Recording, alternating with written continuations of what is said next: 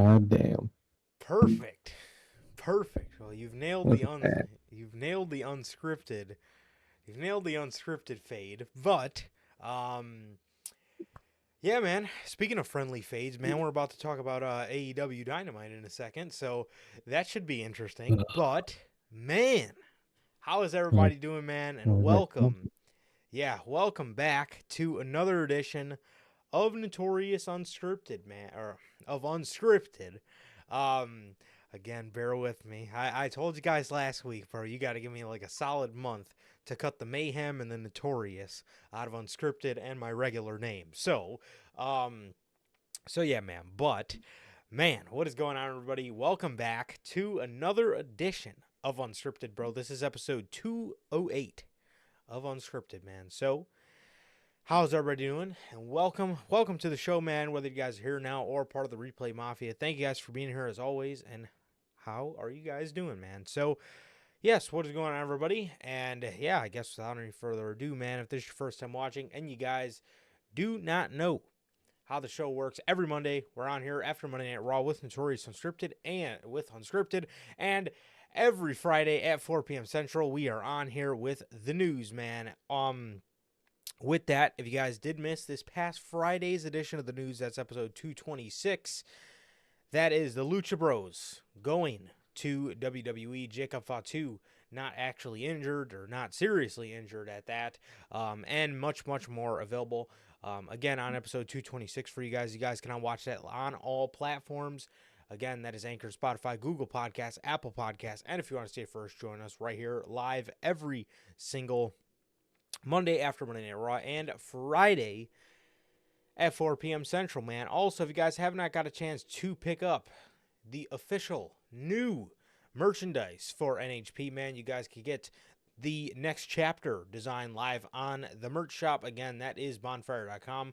Link is at the top of the description of this very video, man, where you can get this fine, beautiful shirt to represent the rebranding of NHP and all that good stuff, man. So, thank you guys very much as always. And yes, if you guys do want to pick up the merch, man, it is available for you guys on bonfire.com. Again, link is at the top of the description of this very video.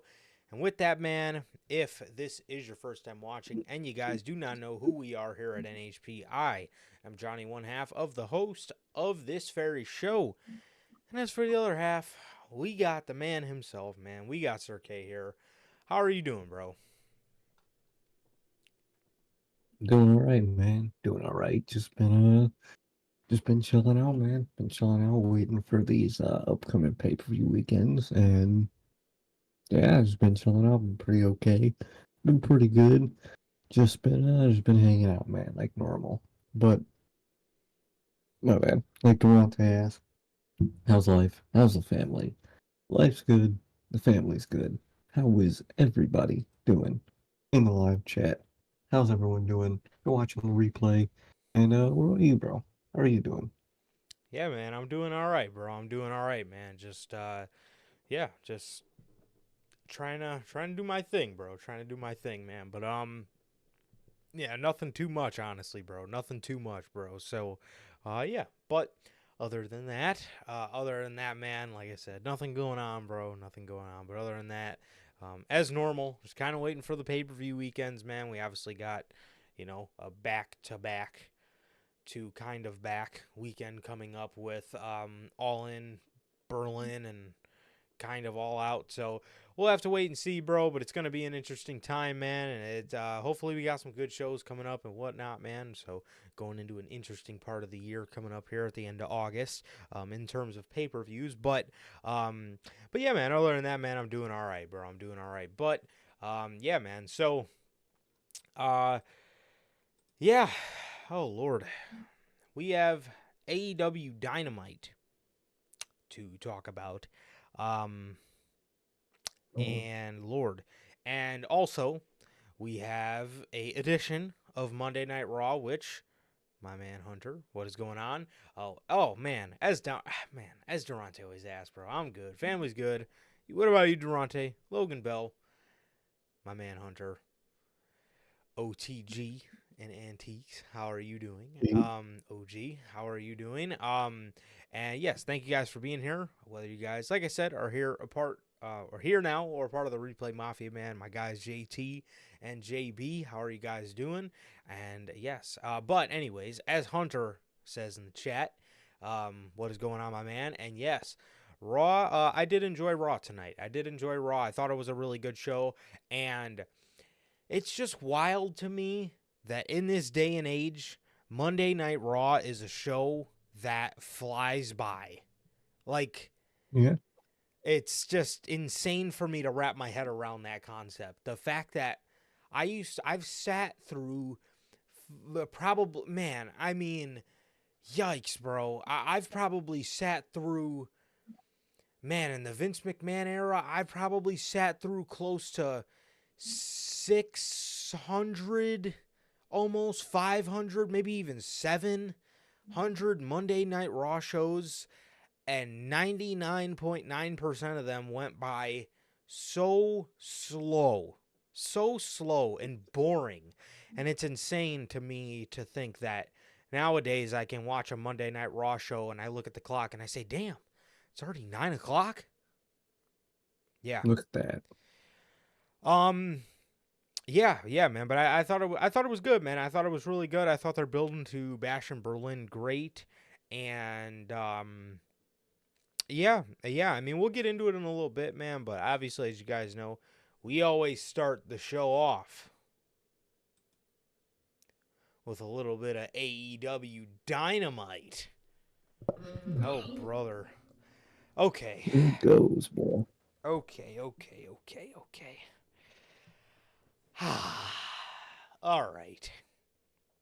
All right. You know, man, how the hell, honestly, how the hell do you come out of Forbidden Door and you proceed to put on like a solid month? The month of July was probably like the most top tier of AEW Dynamite shows that they've done in like the last 2 years. Some of the best. And you put on good show after good show after good show after good show, so much so to the point you could go on this very podcast, Unscripted, or at the time it might have been Notorious Unscripted, and they were putting on good shows. You can go on this very show and hear me utter the words, I'm slowly starting to get the AEW fire back. And I was watching these Dynamite shows, and like I said, when they put on that first good week after Forbidden Door, I said to Sir K, I said, that night, I said, man, did you see that episode of AEW Dynamite? And he said, yeah, but I'm going to need them to put on a string of good shows for me to actually care.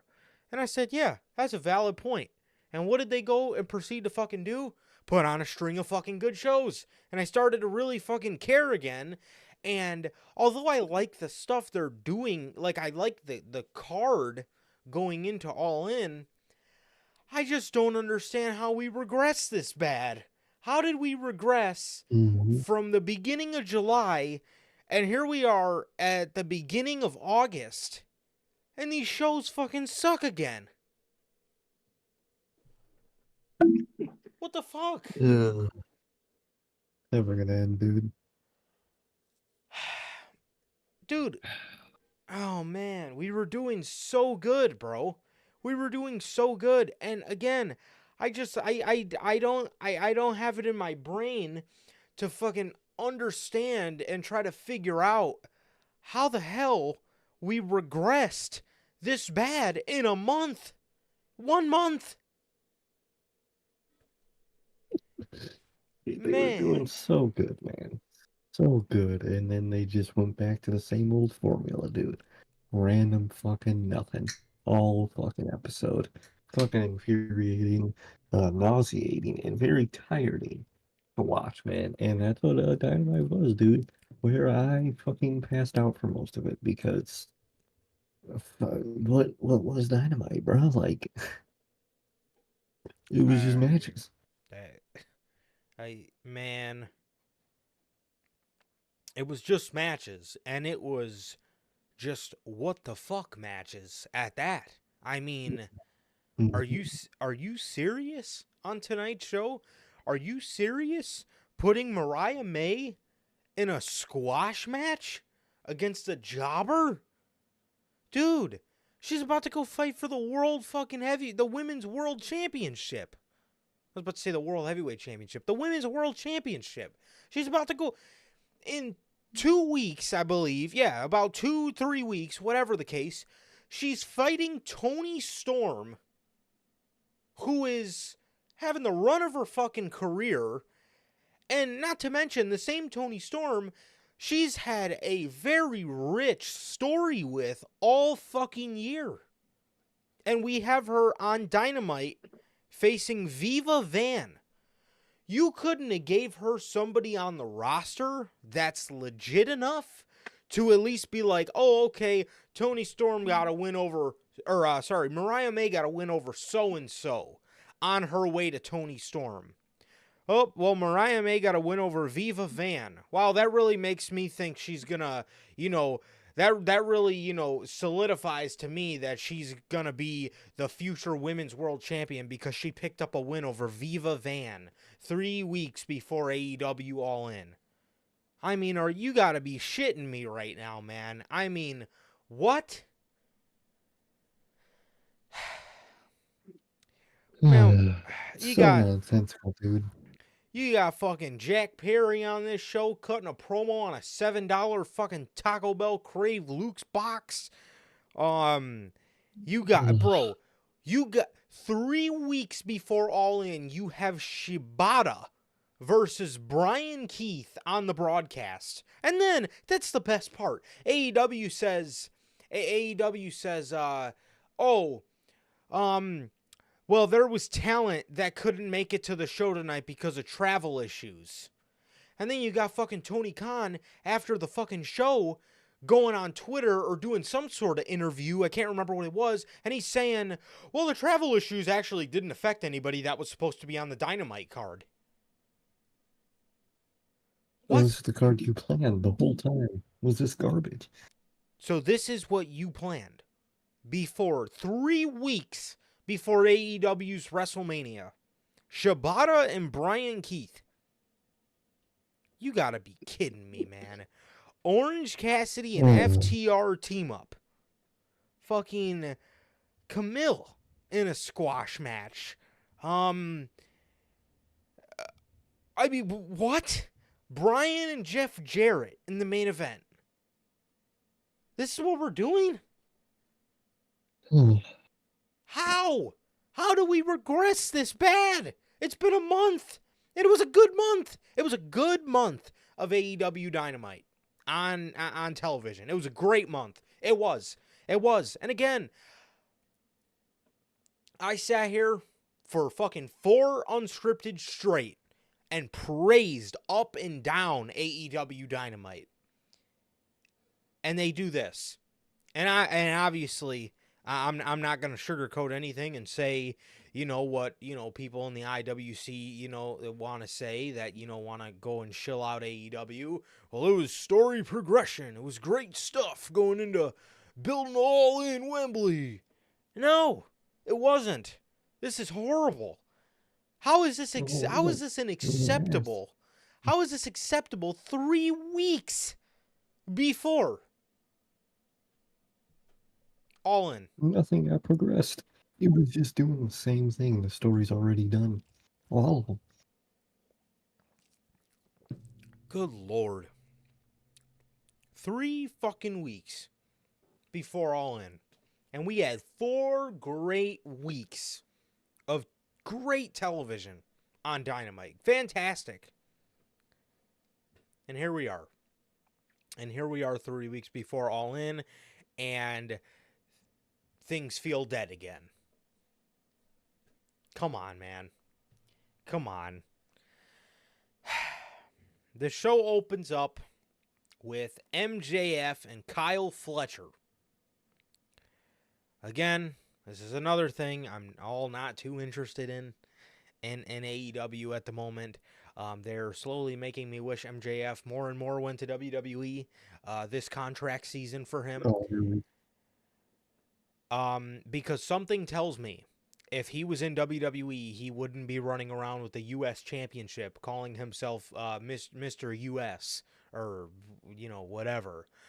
Something tells me if he was in WWE, he wouldn't be doing a patriotic American gimmick. Um, Not really what I envisioned for MJF going into No All In. reason. Yeah, and I mean, I'm excited for what he's gonna do with Osprey, um, but man, I mean, just the patriotic gimmick in general is just very just not it for me, and it's just. Again, it's just not what I imagine MJF doing. Again, I know he's going to tear the house down with Will Ospreay at All In, but the patriotic stuff, I mean, you guys know ever since it started. It's never been my cup of tea. I'm pretty sure it hasn't been Sir K's cup of tea, so it is what it is, man. It's just not all too exciting for me, to be honest with you, man. No, I think it's pointless. I think it's so played out already. And for a character who was going in such a great direction, right up until he came back, was such a different character than he started. You completely just revert him back to what he was, and then on top of that, add an anti or up one of those, pro America gimmicky, gimmicks. Ugh, what are you doing here, bro? Yeah. Yeah. Well, the show opens up. Commentary. Commentary. The audio is crackling. That's all you heard in the beginning of AEW Dynamite. You heard Excalibur trying to give his horrible play-by-play, and you had... That's all you heard. That's all you heard through it. Man, Dude, AEW's sound production is absolute dog shit. Every week, there's some type of sound fuck up. Every week. man. I mean, yeah, I don't know if Uncle Howdy is their audio guy, but somebody who likes to toy with the sound effects and the sounds and whatnot is clearly messing that up. MJ, MJF makes his entrance. Kyle Fletcher makes his entrance, and you know, man, genius Excalibur decides to say, Kyle Fletcher this past week on Collision beat Brian Cage. And we all know how tough of a match Brian Cage is.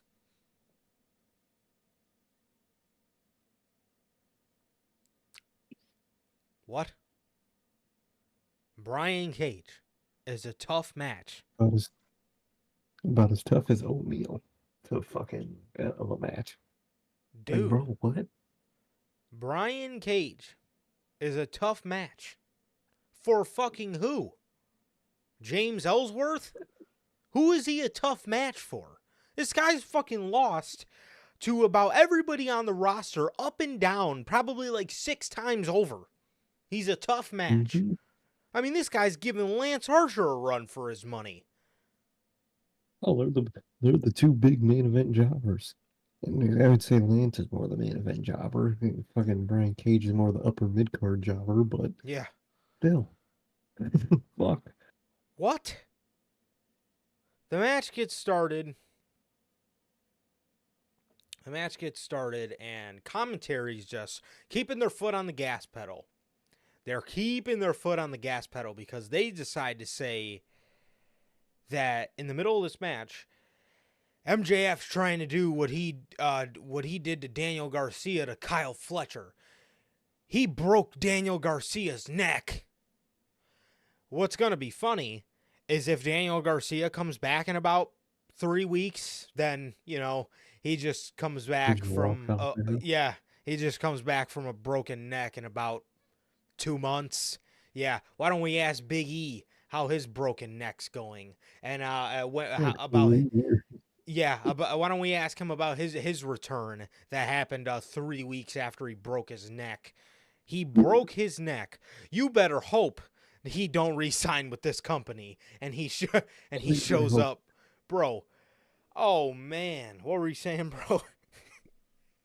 no, they better hope he doesn't fucking resign, or else they're gonna look like shit. They're pulling, dude. Oh, another Vince McMahon is fucking. Oh, this person did this. Let's fucking put this fucking insane injury in front of them that this person did to sell it. Like, dude, what are you doing here? At least, you can make the joke with the Bronson Reed, Seth Rollins stuff with the eternal bleeding. At least we saw, something that is believable enough to be like, okay, that fucked him up. But half the time, these are like normal ass fucking attacks, and they're like, oh, he suffered a broken neck. He suffered a dislocated torso or some shit. Like, what are Skull you people fracture. talking about?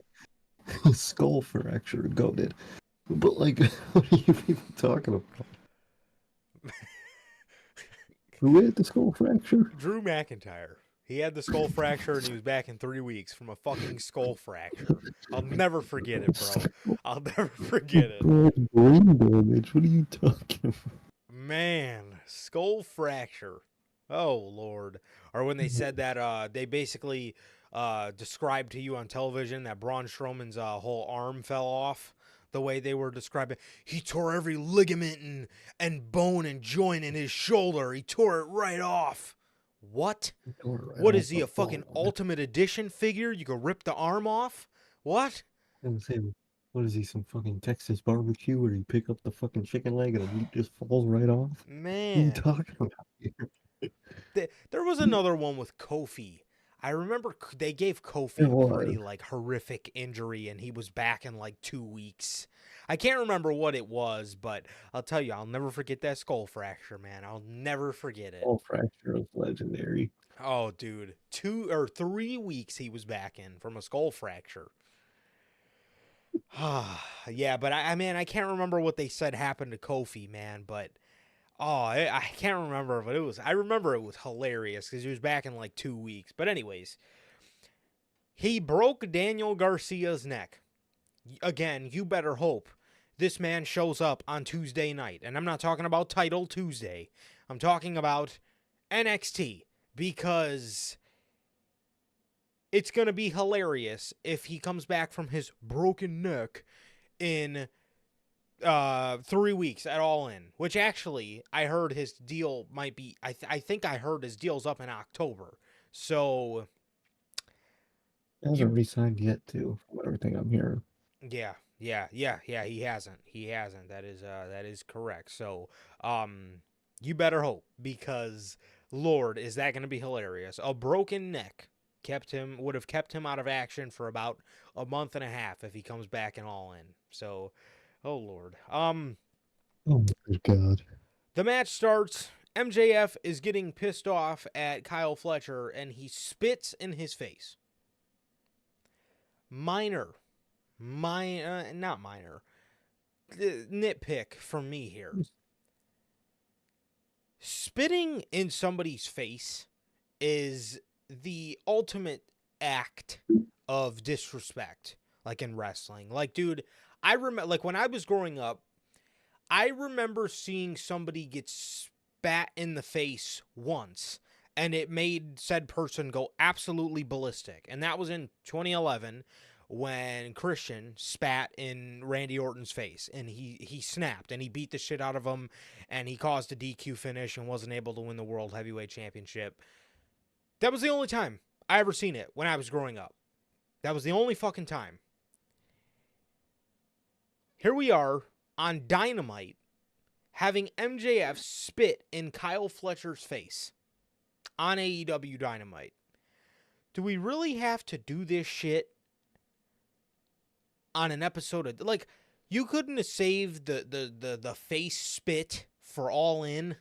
Like, I don't know. Again, I don't know if that's a minor complaint for me, and I don't know if, again, I don't know how you guys feel about it. Maybe you guys thought, him spitting in his face was completely normal, but for me, man, those are things in wrestling that I just prefer to not see much of because when you see it little, when you see it less, it's more special.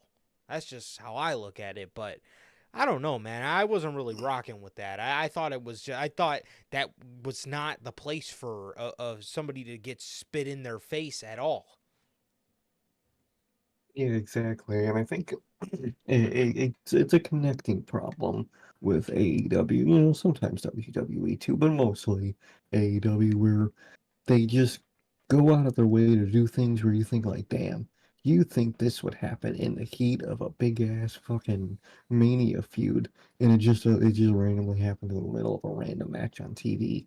You know, this person gets cut open, this person gets spat on, this person gets fucking like it's things that like you gotta save for moments and feuds that matter.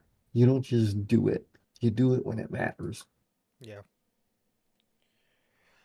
Yeah, absolutely, bro. And you can say the same thing about a lot of stuff like that on AEW Dynamite, like you were saying. Like you think about like blood, or you think about like cursing. Hmm. You know what I mean? Like, personally, man, I prefer if it's, Oh, so huh?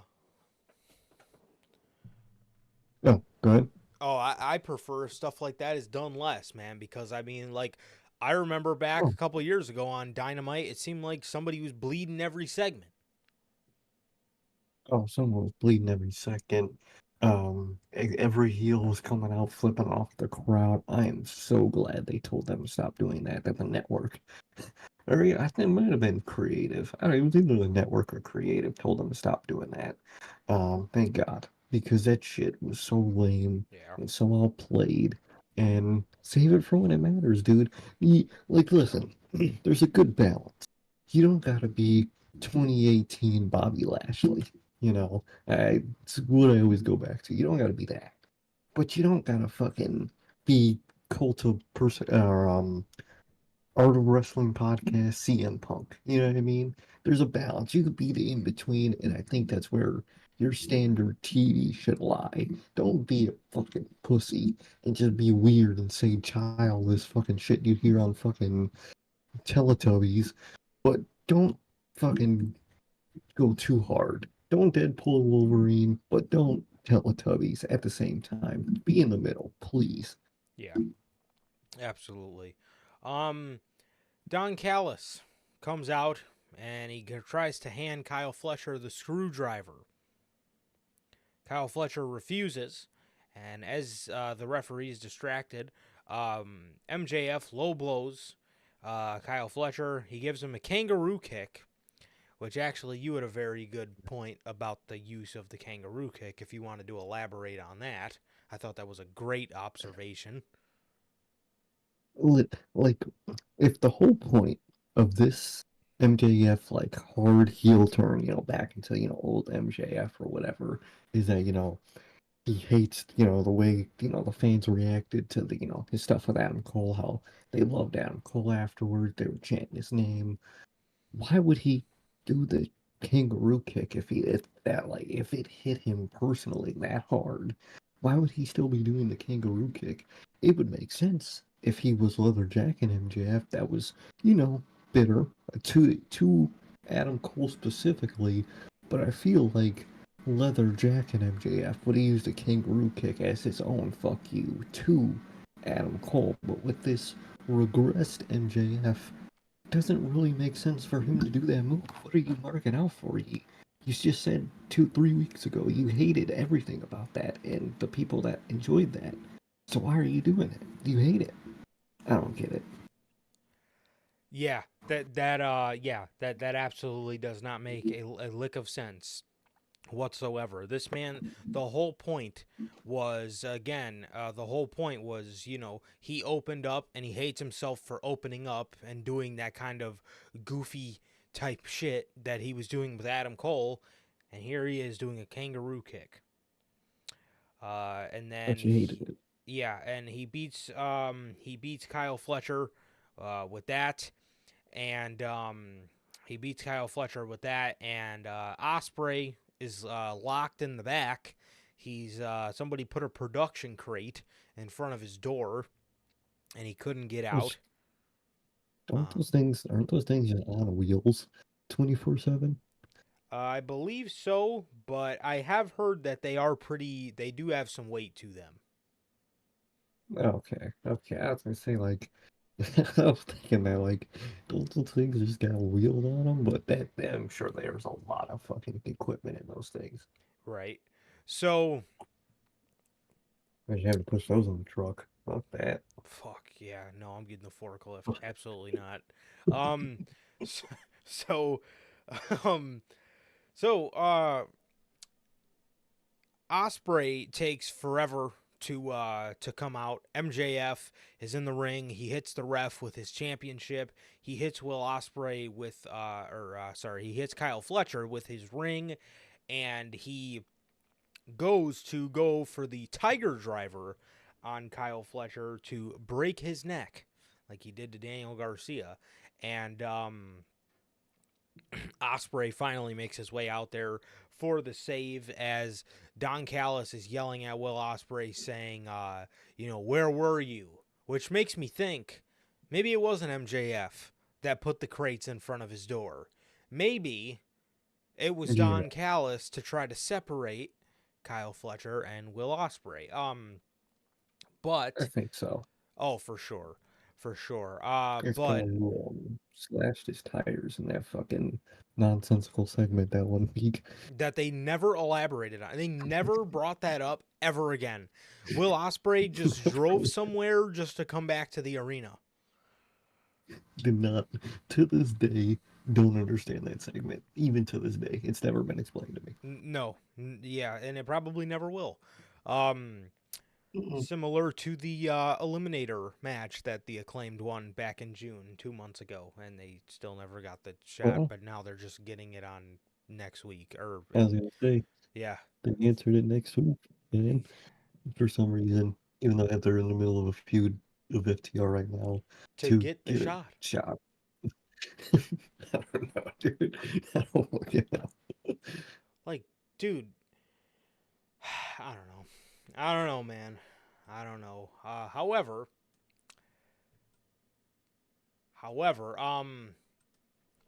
so yeah, this was oh, that was the other thing. Will Osprey is down on the ground hugging Kyle Fletcher as if this is the fucking final scene of Spider-Man 3 where Harry just got what did he get? Did he get impaled? Yeah, he Yes. got impaled. He got impaled by the what was it? Was it by one of the poles or the glider? I can't remember. Um I think it was by his own glider, like his dad. yeah, I think you're so. right. You're right. You're right. Yes, cuz yeah, Venom, yeah, he grabbed the thing. Yeah, okay. Or he went to hit Peter with it, Harry jumped in front. And Anyway, he jumped it. anyways, Good. like this is the final scene of Spider-Man 3 and fucking Tobey Maguire is, is down on one knee and he's fucking crying and it was one of the most emotional scenes of my entire childhood as Harry's lying there about to die. Fucking that's how Will Ospreay was leaning down trying to comfort Kyle Fletcher like this was his last moment on earth even though he just got hit in the head with a ring. Like that happened a million. Dude, how many MJ? It's probably uncountable how many times MJF hit somebody with. That's been like his crutch for like fucking the whole AEW existence. He's hit up like 100 plus people with that ring, and everyone just fucking walks off, selling it like normal. Why is he selling like he got fucking shot? Dude, I'm They're saying, crying in front of Apex and shit. bro, I mean, man was just laying on the ground, bro, just like on the verge of death. And I'm just sitting there thinking to myself, like, dude, he just got hit with the fucking ring. Like, why is Will Osprey acting like bro just got impaled by his glider? I don't know, man. Whatever. But that was that. Again, I know the match is going to be a banger, and for whatever reason, a lot of people are just loving this MJF America stuff, but I'm not going to lie to you guys, man. I don't hate it, Oh, bro, but I get it. just I don't like it, man. I just don't like it at all. I No, really don't. no, it's got nothing cool about it. There's nothing to it, bro. There's no great element to it that's like, you know what, I can do this because it's got this. There's not an ounce of that, dude. It's just same old MJF promos, the America like style. Unless you're Cody, I really don't care Yeah. for it. I don't think it's a cool style. It's like it just doesn't do anything for me. I don't hate it, but it's not what I would be doing with MJF in the fucking slightest. Yeah, absolutely not. Brian. But it's not Face of America Kevin Owens, but That oh Lord. Oh God. I resent you a little for even that was reminding me of bad. that. Oh Lord. Oh God, that was horrible. That bad. Jeez, Ugh, it man. was like when he came out there in that fucking shaved ass head. Bro shaved his beard, his head. Oh god, horrible. And then his Legendary, but horrible. yeah, his Trons were like just a giant His Tron of his head. face. Oh my God. That was that was bad stuff, man. That was really bad. Anyways. It's Yeah. crazy. Yeah, I mean MJF, American champion MJF is a little bit better than that, but man, I mean that's not saying much. Um Brian, Brian's doing a little backstage interview, man, talking about how he was annoyed that Jeff Jarrett had questioned his drive for All In, and he says tonight he's going to show Jarrett what it means to be all in. So that was that. Nice. Mariah May defeats Viva Van.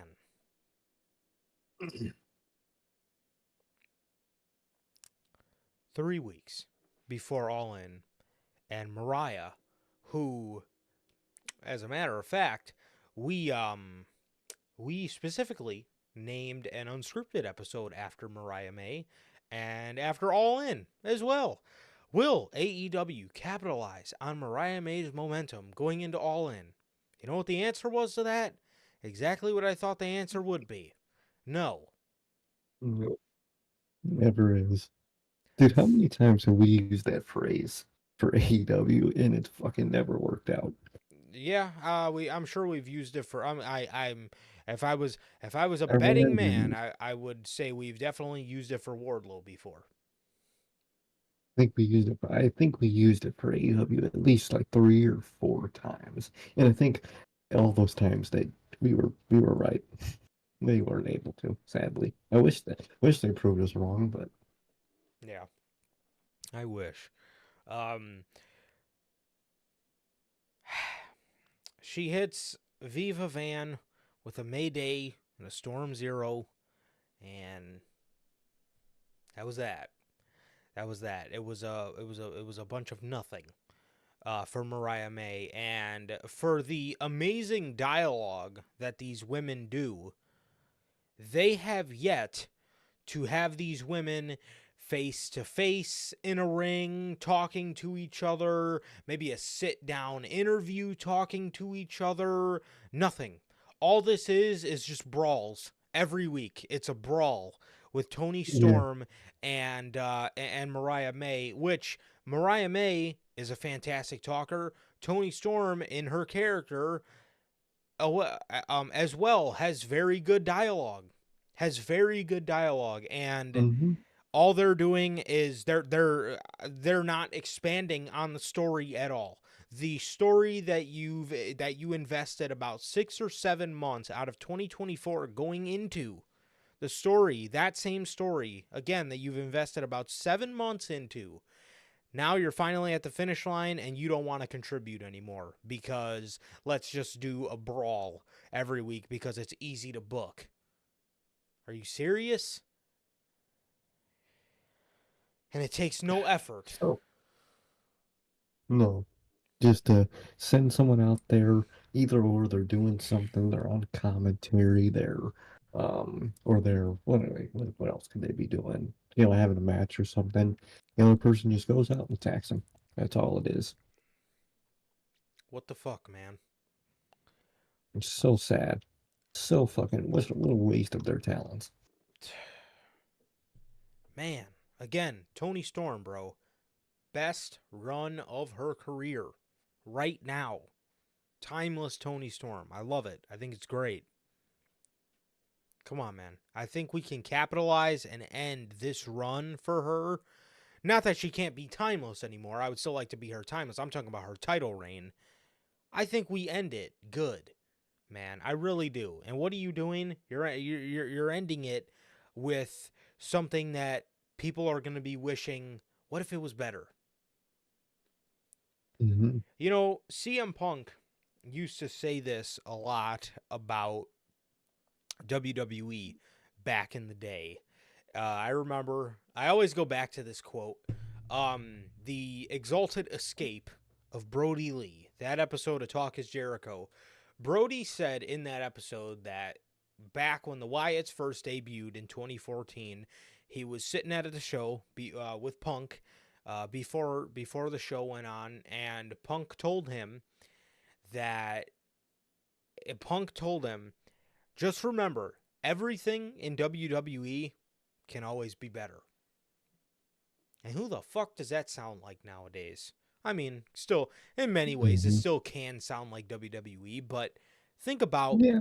think about AEW. When I mean to tell you damn near everything in this company can be better, I mean there is only few things that they've done probably about flawlessly. And obviously, like Sting, I would say Brian's run has been handled, Mm, you know, pretty perfectly. pretty well. Yeah. Um but man, I mean, you look at majority of like rising stars and that kind of stuff, bro, every fucking thing can always be better. Mm-hmm.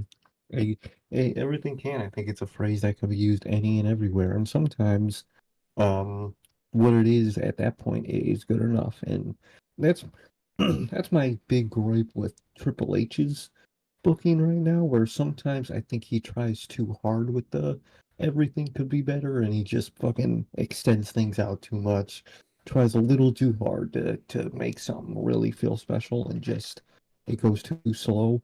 Um, but as for AEW, I think that phrase really fits because I guess every fucking Dynamite, even every pay-per-view, I'm just thinking they could have done this, that would have been better. They could have done this, that could have been better. And when that's all I'm doing is saying and like thinking of how I would have done it differently and probably better, it's just not a great thing. Yeah. Yeah, definitely.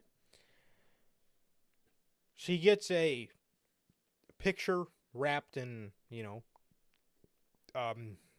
gift wrapping paper, and she unwraps it, and it's a picture of Mariah and Tony hugging on the apron, back in the good old days for them. And on the back of the poster, it says "Die Mariah Die," and Tony Storm is in the ring. A brawl breaks out, and Mariah May walks off as everybody's holding Tony Storm back. Could we do something different, please? I mean, 7 months for like 3 weeks straight of brawls. That is what your 7 month build was for. So back in January, you said to yourself, I'm going to build this up.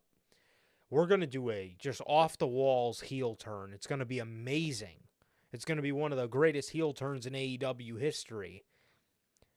And then the hook is at the end of July going into August. We're going to do 3 fucking weeks straight of brawls. Come on, man. Like, dog, come on, Tony, dude, he doesn't think that far, and it's obvious, dude. He thinks about the moment happens, and he doesn't think till after that. How? How? How how are you a wrestling promoter and you don't think ahead? And he's done this multiple times. Look at every time somebody wins a Oh, championship. They go on mm-hmm. and the build up is great. The build up's fantastic. They win the championship and Tony's sitting there with his dick in his hand like, he don't know what to do next. I mean, what You didn't think about that? Mm-mm. It never does.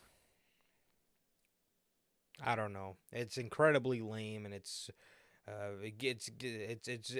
the momentum behind Tony Storm and Mariah May. I hate to say it, is wearing thin, and that sucks. That really sucks. And so it really does. Jack Perry, I just guys. feel bad for the fucking dude. Oh my god, I feel so bad, bro. This man's sitting in his chair, right, and he's trying to be all badass. He's leaning back, and he said to himself, he's saying to in the vignette, everything in life has a price. But how much are you willing to spend? And I swear to you, as soon as he says, how much are you willing to spend, it fucking cuts to a first thing on the commercial, too. It couldn't have been any worse. How much are you willing to spend? Come get your $7 Taco Bell Luke's box today, where it's got the cheesy chalupa burrito with a Baja Blast and a cheesy gordita crunch.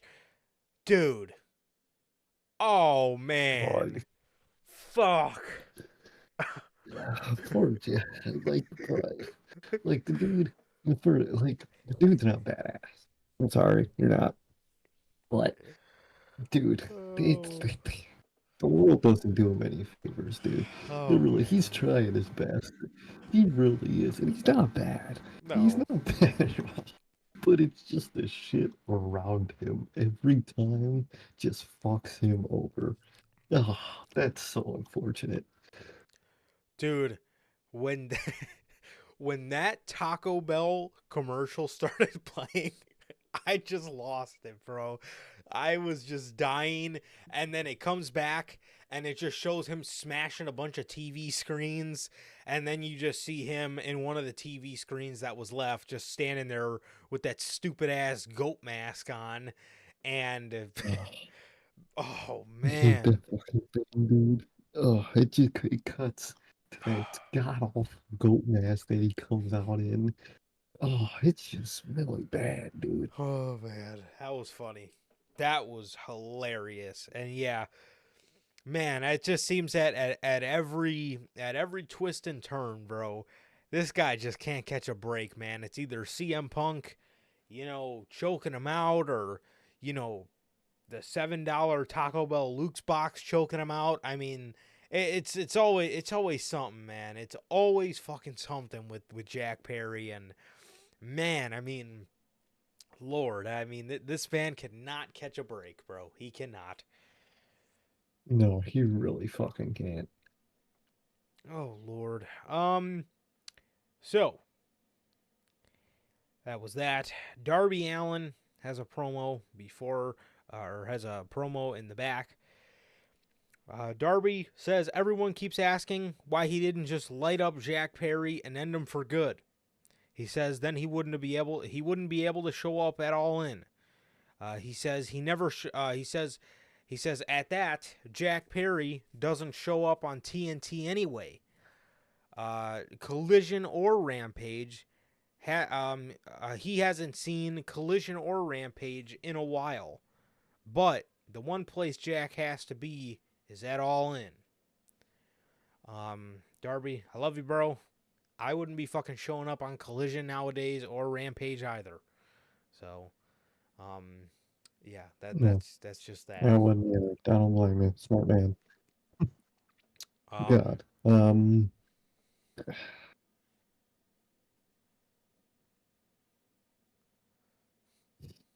What do you say, dude? Like, what do you say to half of this shit, dude? It's just okay. You yeah, just say half the time with these episodes of Dynamite, a segment or a match or a moment happens, and all you say to yourself is, okay. And you just fucking watch the next one. Like, what do fuck. you, So, speaking of okay segments, Shibata and Brian Keith. Oh, this was not okay. No, it wasn't. This But was it was not. one of those This was things. torture. It was one of those things you look at and you say, "Okay, why is this Oh happening?" God, please help me. Ugh, this shit, guys. When I tell you that this man, Brian Keith, quite literally knocked me out as hard as the anesthesia before surgery did. No lie, not lying to you guys. I was genuinely fighting it so hard during his entrance. But dude, I was watching him in that tunnel, and the next thing I know, I woke up to whatever was playing after Dynamite.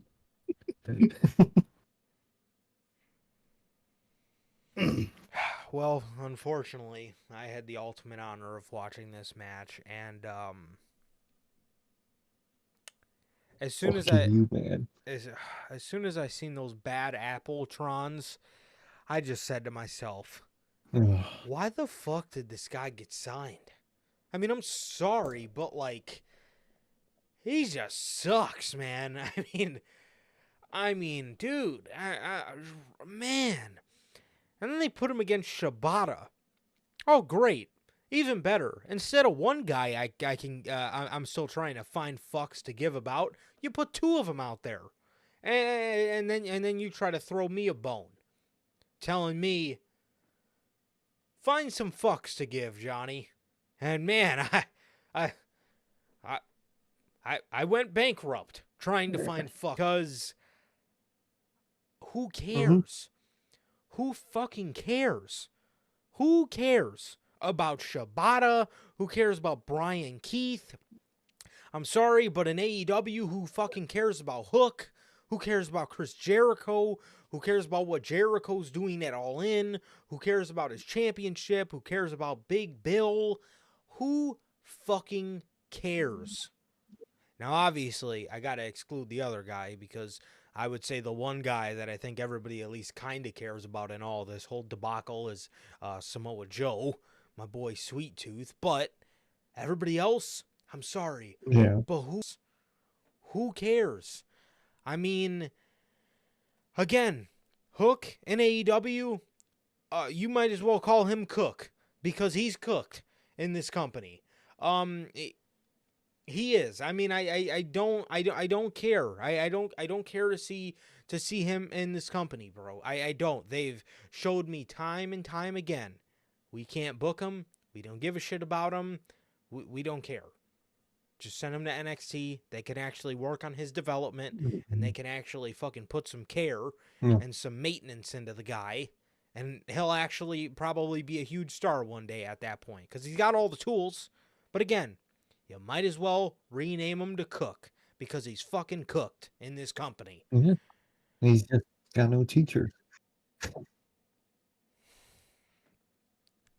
He is. Dude is so pointless in this company. Does nothing. He's the only things he's been taught every match, and that's it.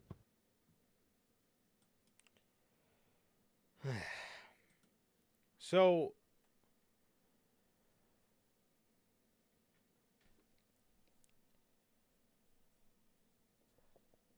Shibata wins with an arm breaker to Brian Keith, and he almost taps instantly. I'm sorry, but isn't this guy supposed to be the big bad dude out of the group? Isn't he supposed to be the big mean guy out of the group? I mean, he's not the biggest one, but I don't know. Bro just taps instantly. Okay. I think the dynamic they're trying to go with, like, fucking point. I think the dynamic they're trying to go with the fucking garbage ass faction is Big Bill is the actual intimidation, and Brian Keith is like the 2021 Jey Uso. Like the fucking rabid pit bull that just wanted to fight people. I think that's kind of what they're going for, and it's garbage. It's absolute dog shit.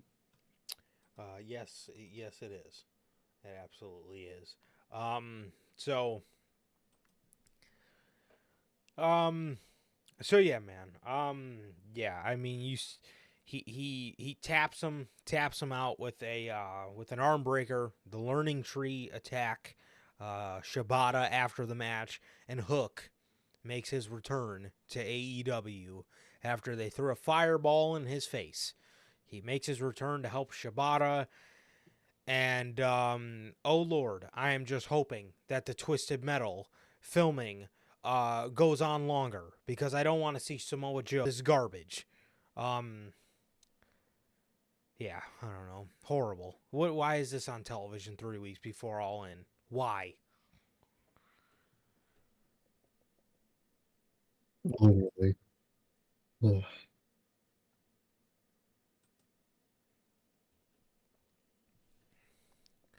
Orange Cassidy's backstage. Renee asks Orange Cassidy about the travel issues in the conglomeration. He says he's going to wrestle anyway, and he found some local replacements. All right. That was that, and obviously we found out a little bit later. We get a Hangman backstage. Hangman says all he wanted to do was take everything away from Swerve, and justice delayed is justice denied. He said he will get what he wants. And then, I'll tell you what, it won't be at All In. Maybe at All Out. Maybe at All Out, buddy. Maybe you got a better chance at All Out, but it won't be at All In. Regardless, More than likely. yeah. I'm hearing. Yeah, regardless, I mean that was that. Yeah, that was that.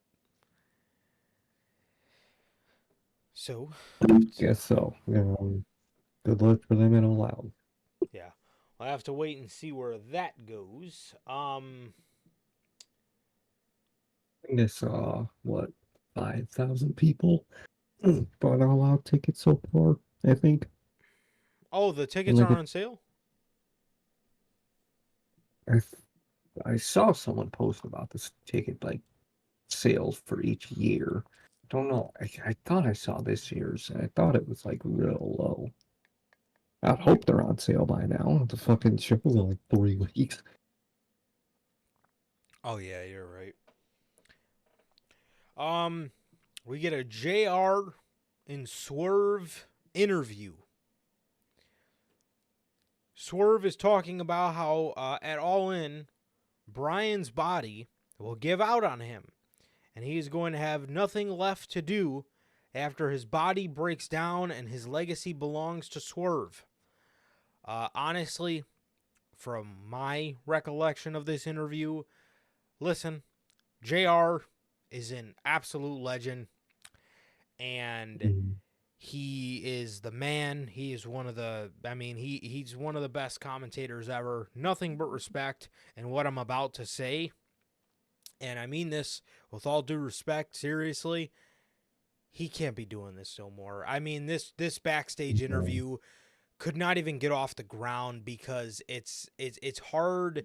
It's hard for him to relay questions that, again, I'm not even trying to be funny, but it's hard for him to relay questions that kind of make sense. He's he's asking questions and he's kind of repeating himself, and Swerve basically kind of had to take reign on this and kind of do his own thing because, again, JR just can't. And again, I don't mean that in a rude way or anything, bro, but it's just, hey, listen, he's a legend. I really think it's time we let that man relax and enjoy his life because, man, I mean, he's just getting too old for this kind of stuff, man. He really is. He really is. He's a legend. He was phenomenal at what he did, man. But at this point, I think he's outgrown it. I think it's time for him to just get a Legends contract and just live his life, man. Yeah, absolutely, man. And yeah, I mean it. Again, it just felt it. As I'm watching this, I'm just thinking to myself, man, I wonder what Swerve is thinking. He's probably like, what? Because like again, it couldn't get off the ground. I mean, there was just a lot of repetitiveness, and JR just kind of kept he kept cutting him off, and it was just, I don't know, man. It just really wasn't the best. And again, I know he's trying. I know he's trying and stuff, and again, nothing but respect for Jim Ross, man. But it's just he just can't be doing this anymore, man. I mean, he's just getting too old. Oh yeah, that's my He take is. on it. Um, Roosh, Roderick Strong, and the Beast Mordos. I guess Tony Khan liked the pairing of Roosh, Roderick Strong, and the Beast Mortas so much he needed it for a second week on Dynamite. Against Orange Cassidy and his local buddies he found, it was FTR.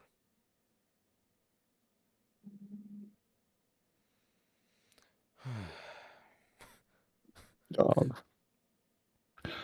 I know Tony Khan's gonna hit the graphic on Beast Mode. I think he's technically signed to ROH, but Yeah, I think he we're gonna have is. to see this guy more. The Beast Mortos. Mortos. Like, bro, Come on, man. what are you doing here, bro? And where's fucking Roger Strong's group? Dead. They're coming You know out what with they them. are? They're coming out with them. Well, They no, did. Wardlow's done. Wardlow. I'm serious. I don't ever want to fucking see his face on AEW television again, and it's not of his fault. If I see, No, I don't. no. I don't want to feel bad for this guy anymore. I swear, do not show his fucking face on Wednesday night ever again. Don't do it. You fucked him and fucked him and fucked him and fucked him. Let him go.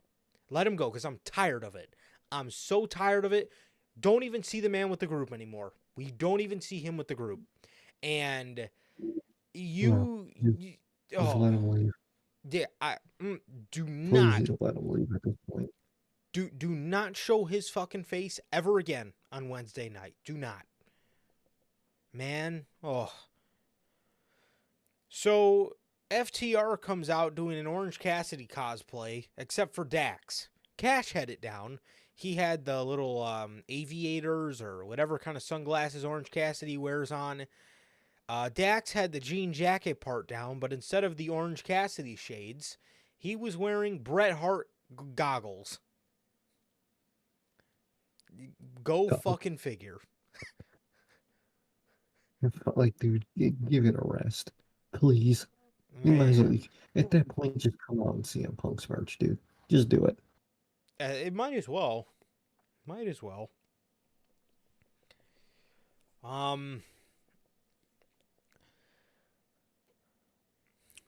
Tony Khan probably looked at that as a very offensive gesture, being that Mr. CM Punk just came out on SummerSlam with some Bret Hart inspired gear. Now here Dax is wearing the Bret Hart inspired goggles. There you go. Another reason for him to throw FTR to the wayside. Camille defeats Jasmine Hao or Howe and Clara Carter. Dude, Mercedes comes out for her entrance and not a soul on this planet chants CEO anymore.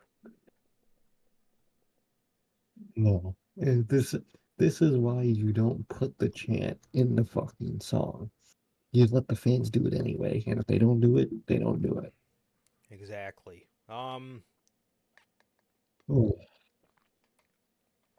I've never seen two jobbers look more depressed than Jasmine Hyo and Clara Carter. Dude. oh yeah. They're The, just there to do a 2-minute job. the one sits there with the most depressing grin on her face and just gives a thumbs up. I mean, that's how I was feeling when I was watching this episode of AEW Dynamite. She's probably watching on the monitor in the back. That's probably why she looks so damn depressed. Um, she beats both of them with a power slam type move. I don't know. Yeah. Mer- I wish I knew. yeah, Mercedes gets on the mic afterwards and she says, "We won't have to deal with Britt until All In because the EVPs decided to suspend her. How sweet is that?" And Camille just leans down to the mic and just says, in the most monotone voice imaginable, "Very sweet." What? Well, just keep her quiet at that fucking point. She says, "They always say Britt is the first, but never the best, because Mercedes says she's the best." Tony Schiavone comes out, and he says Christopher Daniels just told him Tony Khan lifted the suspension of Britt Baker by overruling the Elite, and Britt is here via satellite. Well, so much for their fucking power. Is there ever in this whole storyline that's happening going to be any concrete, just anything about who has what power? Because Yeah. it's all meaningless. One week, fucking EVPs do something and nobody can do nothing about it. You know, next week Tony Khan just goes, "Yeah, I can do this," and just fucking, what are you doing here? One week they got all the power. The next week Tony Khan's overruling them. The next week Christopher Daniels is overruling them. The next week the Elite's beating up Christopher Daniels and getting power back. This is the problem. This is why this storyline died, is because they failed to commit. They failed to commit to the story. Yeah.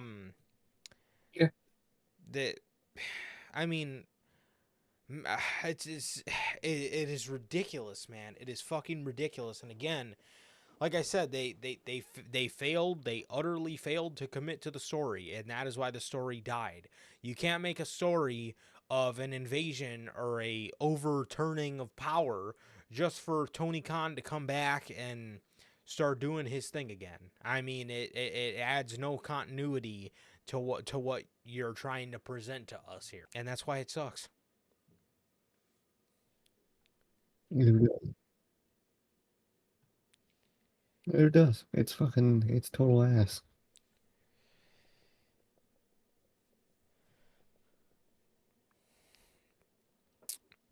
Britt is on satellite, and she says she is here to go all in. She says no matter what Mercedes tries to do, this match is still on. She says she's been here since day one, and she made a commitment to something. And or she said when she makes a commitment to something, she's going to do it. Unlike Mercedes, because when the going gets tough, we all know you take your ball and go home.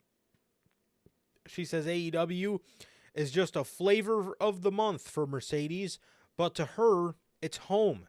She says this ends at All In when she becomes the TBS champion and the first to beat Mercedes Moné.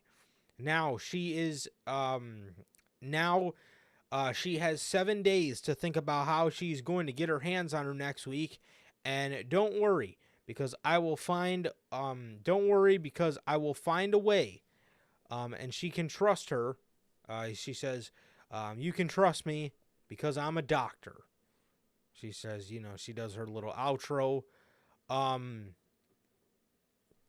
She does her little outro and whatnot, and that was that. But bro, Mercedes, I wrote this down in my notes when I was watching this, bro. Mercedes since she came to AEW, does not come off like a boss. She doesn't come off like No. she doesn't come off like just this I don't even know. She does not come off cool. Like I said, she doesn't come off like a boss. She doesn't come off like somebody who carries themselves like a boss. She comes off so utterly annoying. Her mic work somehow Hmm. got worse since when she was in WWE. It has. It has. I think, obviously WWE can be very scripting to some people. Um, and maybe Mercedes was one of those because I don't know, it's just she's just not as intimidating. She's not as special. She doesn't have the same aura that she did in WW. And she's not completely aura-less. She's not solo, but she's just there most of the time. And it's Mercedes, but it doesn't feel like it's Mercedes at the same time. No, not at all. It is she comes off just utterly annoying. She doesn't come off as somebody who carries herself like a boss or a CEO. She she comes off annoying as hell. She just come I mean it's really it's bad. It's bad, bro. It really is. AEW announces a Claudio and Okada face-to-face segment for next week. Apparently, Claudio won a shot at the title on Collision against Ishii. What does either fucking one of those guys? What has either one of those guys done to deserve a Continental Championship match? And don't tell me it's gonna be at All In, because you could And have just done Hangman and Okada.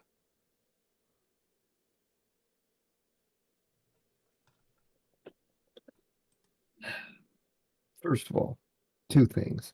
One pertains to Collision, which I don't watch Collision. I don't think anybody does. But one thing I did notice now that you say that he was in a match with Ishii. Um, how does he lose a title contender match and then goes to face Swerve for the title the next week on that show? That doesn't make sense. So another little AEW ism right there. But like, bro, what Claudio versus what does he have anything to do with Okada? What happened to Okada's beef with Hangman? Where's that at? I don't know why you don't do the triple threat at All In and then save the big Hangman and Swerve solo match for a pay-per-view after that, a more meaningful pay-per-view. Because All Out is their most, I would say, because Wrestle Dream exists and so does World's End. It's one of their most useless shows that they do every year at this point. Now with the introduction of All In, so I would hope you save Hangman and Swerve one on one for a bigger show than All Out. I mean All Out. Um, but like Claudio versus what? Where even has the BCC then? Where are they then? I know Mox has time off and Wheeler Yuta's doing nothing. Apparently, God. Yeah. So that uh, again, bro, don't even tell me you're thinking about doing Claudio versus Okada when you actually had something that you were building towards in Hangman and Okada having a beef to get us to All In. I mean, man. Yeah. So, yeah, man. I mean, yeah. Uh, Claudio and Okada face to face next week. I don't think I could find anybody that is intrigued in that. Brian No. Brian defeats Jeff Jarrett in the main event of Dynamite in a street fight or some sorts. Um, and afterwards, they celebrate with Ricky the Dragon Steamboat celebrates with Brian and Jeff Jarrett, and they both raise each other's hands and show respect, I guess. So that was that. And dude, again, another thing. But the thing that would have been a fine man. Mm-hmm. Oh, what were you gonna say? No, go ahead first. Oh, I was just gonna say, why are we 3 weeks out from All In, and Jeff Jarrett is in the main event of an AEW Dynamite show? Like, if it was a banger, Dynamite with everything else, I think this main event would have just slid its way through, done its job, and moved on. But the fact that the rest of Dynamite was so ass that this shit just made more ass by association. Yeah. Like, I don't hate it, I really don't. But it's just we had nothing else on the show to like, and then this is a main event. Come on, you're not doing us any favors here.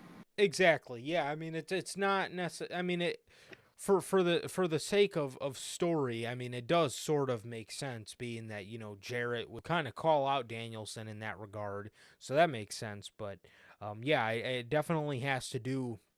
It definitely has all to do with there being little to no bright spots on the show, and you think this is what they had for the show, and they put this in the main event.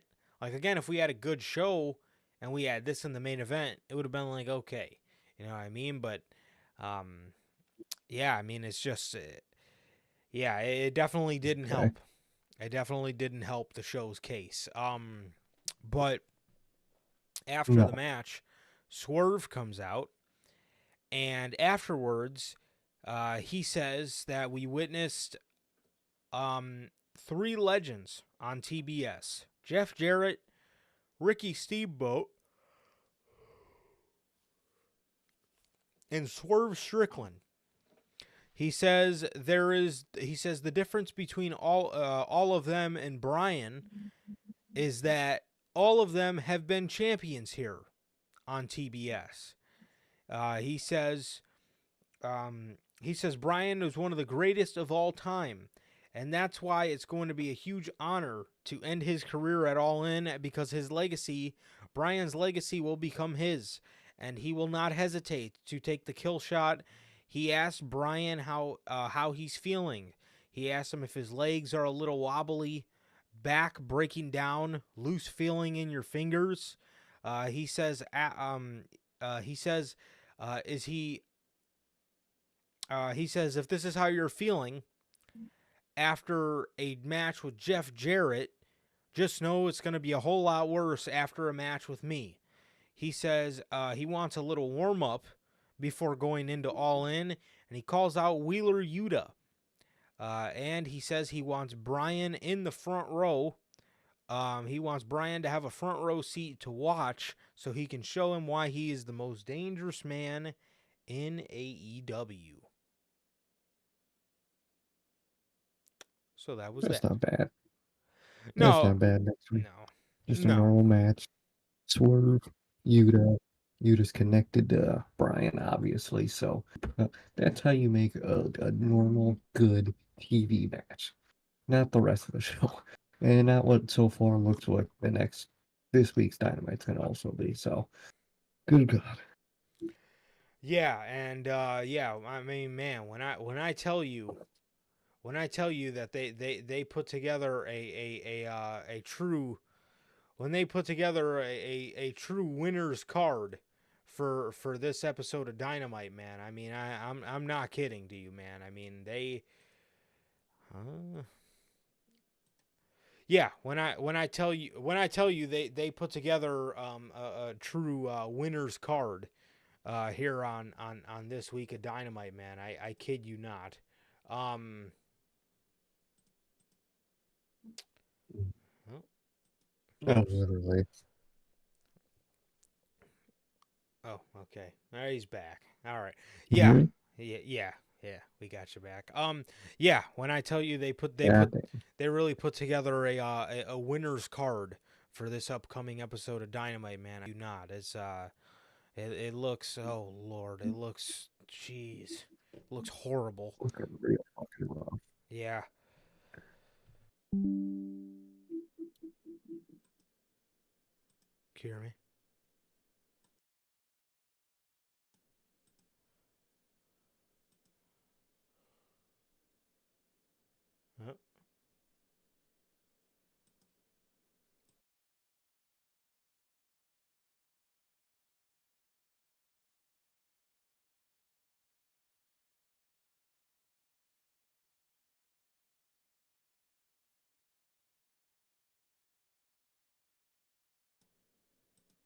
Oh, okay.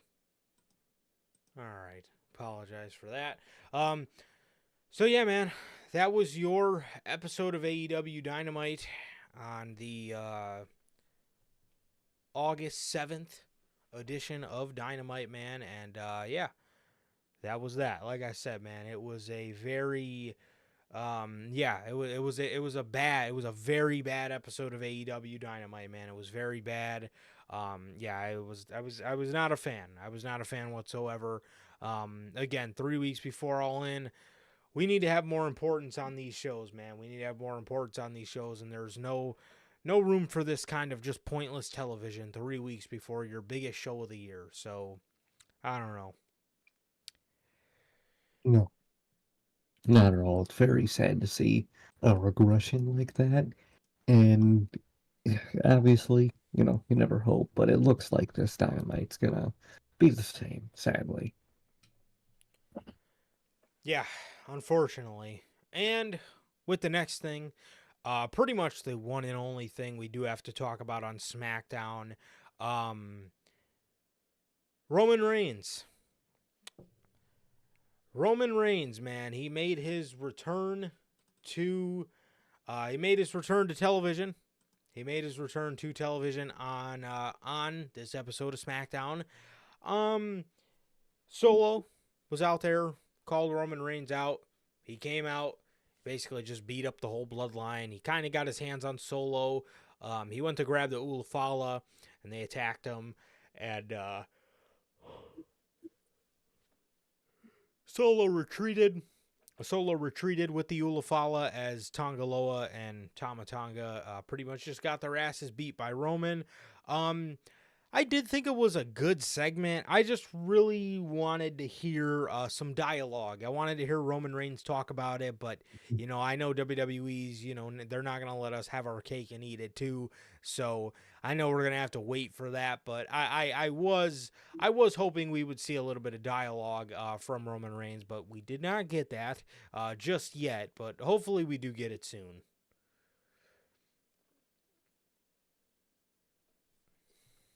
Hopefully soon. It is Triple H, so we might not get it till like October. Is when we'll get Roman's first promo back if it is Triple H booking. So it could be a possibility. But I liked it. I liked it. Like you said, wish I could have got a little dialogue. Even I love how Roman, during his whole bloodline thing, would always do that like non-mic talk, just like to the camera. That's like, we'll get on the closest camera recording him. He would just say shit. Yeah, Even like something like that, I would have really liked. I think that would have scratched the itch enough to hold us off. So it's a little unfortunate, but it's expected with WWE.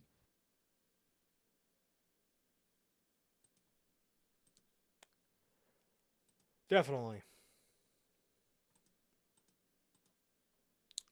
definitely, man. So, um,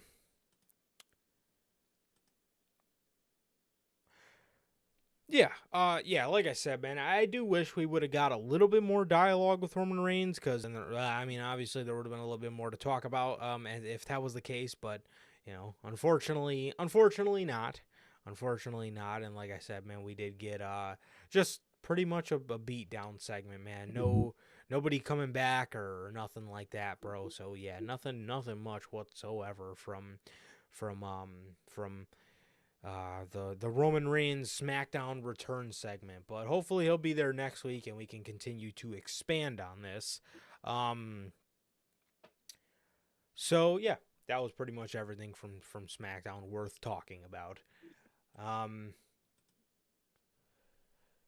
and Yeah. for Well, the there's one thing you forgot, man. okay, You forgot the infamous. Good. No. Nope. Okay. You forgot the infamous Tonka Loa, dude. You forgot his weekly fuck up. oh my god, who holds a belt like that, dude? Who the fuck holds a belt with one hand on the Still, main plate? it's like covered half his face. Yeah. First of all, who when you hold a belt, who holds it in front of their face and who holds the main plate and the side plate? Usually you hold both of the side plates. Man, I mean this guy, bro. Oh, this has got to be a running gag at this point. They got to be sending him out there to do this shit on purpose. It has to be, dude. That's the only explanation for any of this, dude. Because there's no way. Yeah, there's no way. There's no way he fucks up this much. There's no I refuse to believe it. Um oh, and LA Knight also did get a new theme song. Well, it's the same song, but they added more Oh, noise to it and he did. yeah, according to Corey I Grave, good job. according to according to Good. Corey Graves, I don't think it was made by Def Rebel.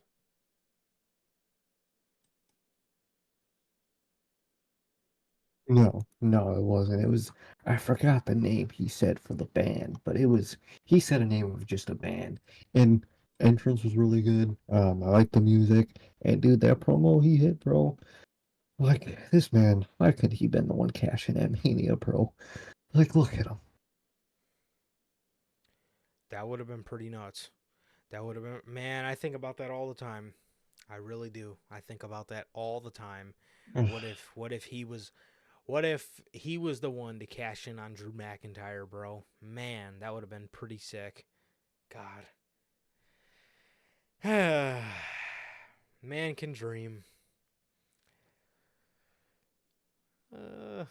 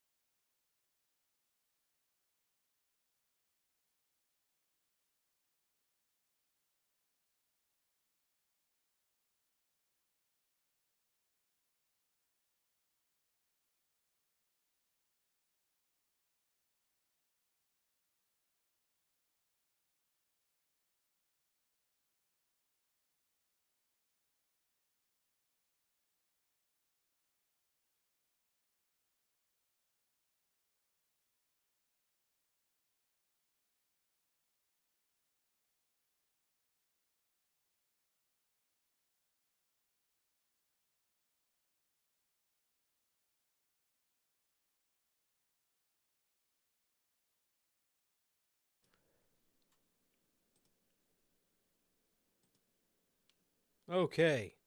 I apologize for the technical difficulties that seem to be ongoing, but slowly getting better, hopefully. I think So, anyways, we're talking about LA Knight's theme song. What were you saying now? it was. I couldn't tell you the band name right now, but it was made by some band, remixed. It's not a new song. It's just like a guitared version of his old theme. It's actually really good, man. It's really good. I like it. I didn't really get too much of a listen because, of course, the fucking commentators have to talk over it. But I Oh, will I hate that. definitely have to listen again. But from what I heard, it sounded maybe a little bit louder. And two, with Roman's song, why is that his normal theme song now? I I don't like that version of Roman's theme. I don't. I think they're for it's doing too much. There's too much noise. You don't get to bask in that song. It's just you attempt to bask and you just hear like the drums in the background. You're like, okay, well, what the fuck? Yeah, yeah, it's a lot less of like the noise and more of like that like oh a classic fucking Def Rebel. They Yeah, gotta have their like holy sounds in there. Um but it's a little overboard with it. You don't really get to hear the yeah, piano much. no, And that's like one of my favorite parts. But good old Def Rebel, they always have to fucking change everything, and they constantly have to just fuck with things that don't need to be fucked with. Um. literally. Anyways, Monday Night Raw from Austin, Texas, opens up with Rhea Ripley. Show opens up with Rhea Ripley. Rhea Ripley says every single day since she's been betrayed, she has felt almost every single emotion that you would feel in a situation like this. She says she felt embarrassment, heartbreak, and right now she's really just pissed the hell off. She says, Dominic, you stabbed me in the back. And the sad part is, you've probably heard this before, but it just wasn't deep enough. Wow. Dang, that's tough. God Yeah. damn. It just wasn't deep enough. She says, Liv has ran away with her championship, but she cannot run forever. It is time that she reminds Dominic and Liv who the hell she is. Liv pulls up from the crowd and she says, "Hi, Rhea. Daddy Dom has things he needs to get off his chest." Dom says he's a man and he deserves to be treated like one, and Rhea tried to change him instead of letting him be him.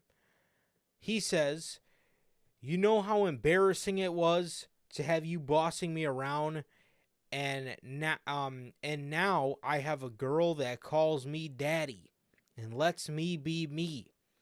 She helped me beat my deadbeat dad, which is something you could never do." Rhea says she's going to say something that Dominic hasn't heard in a long time, but she's proud of him. Watching him grow into the man he is today is one of her biggest accomplishments, and he did something for himself. And the reason she never helped him beat his dad is because she wanted him to beat him on his own. So he can prove that he is better than him. But she says she's glad that thinks he's a man now and he's making decisions on his own. But the thing is, that is going to be the last decision that he ever made. Liv says the only thing that she said that is true is that Dominic is a man. She says he is all hers, and Rhea is all alone.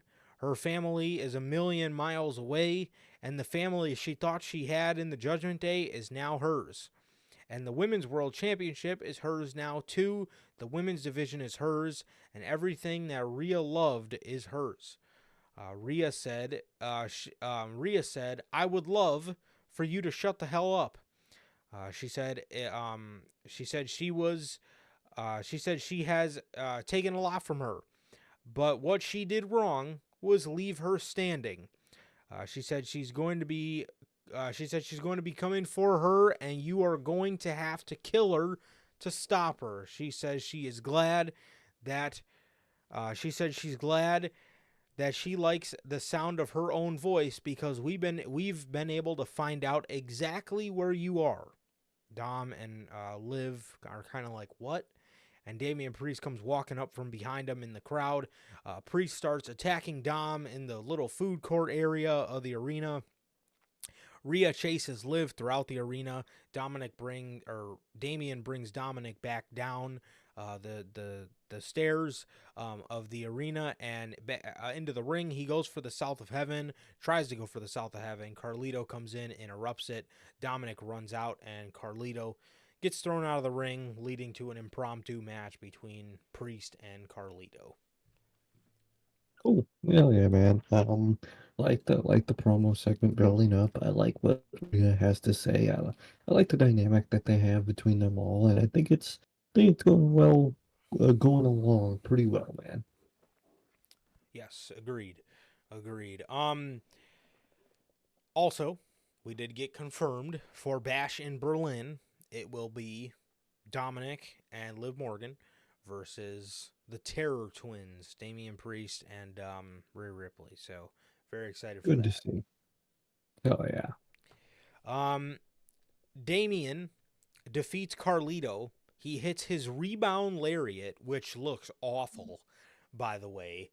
Him running at the ropes, like head on, like hitting them with his stomach, and then just like oddly turning around to hit a lariat. Like, just do a discus lariat at that.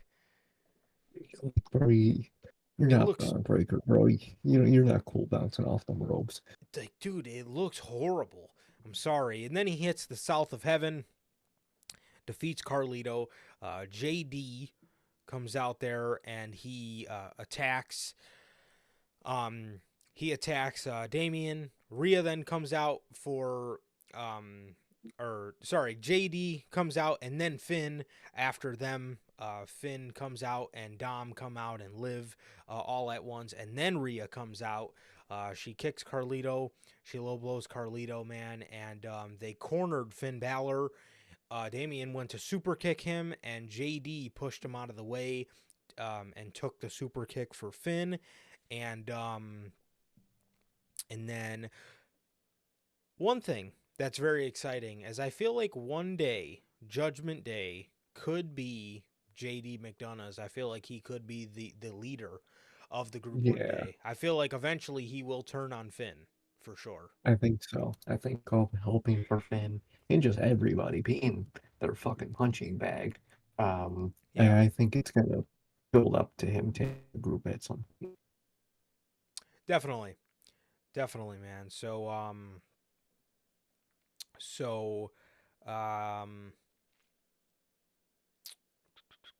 yes, so he pushes him out of the way.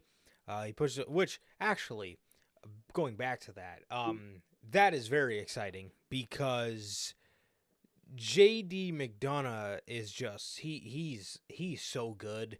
He really is, man. He's really really really good, and I just really hope that they use him, man, one day to his full potential. And I really would like for Carlito or maybe at least Dominic, but I understand Dominic's a heat magnet, so you don't really want him to be the bump guy out of the group. But dude, I'm sorry, bro, but just have Carlito be the bump guy. Put JD in more of a serious role in the group.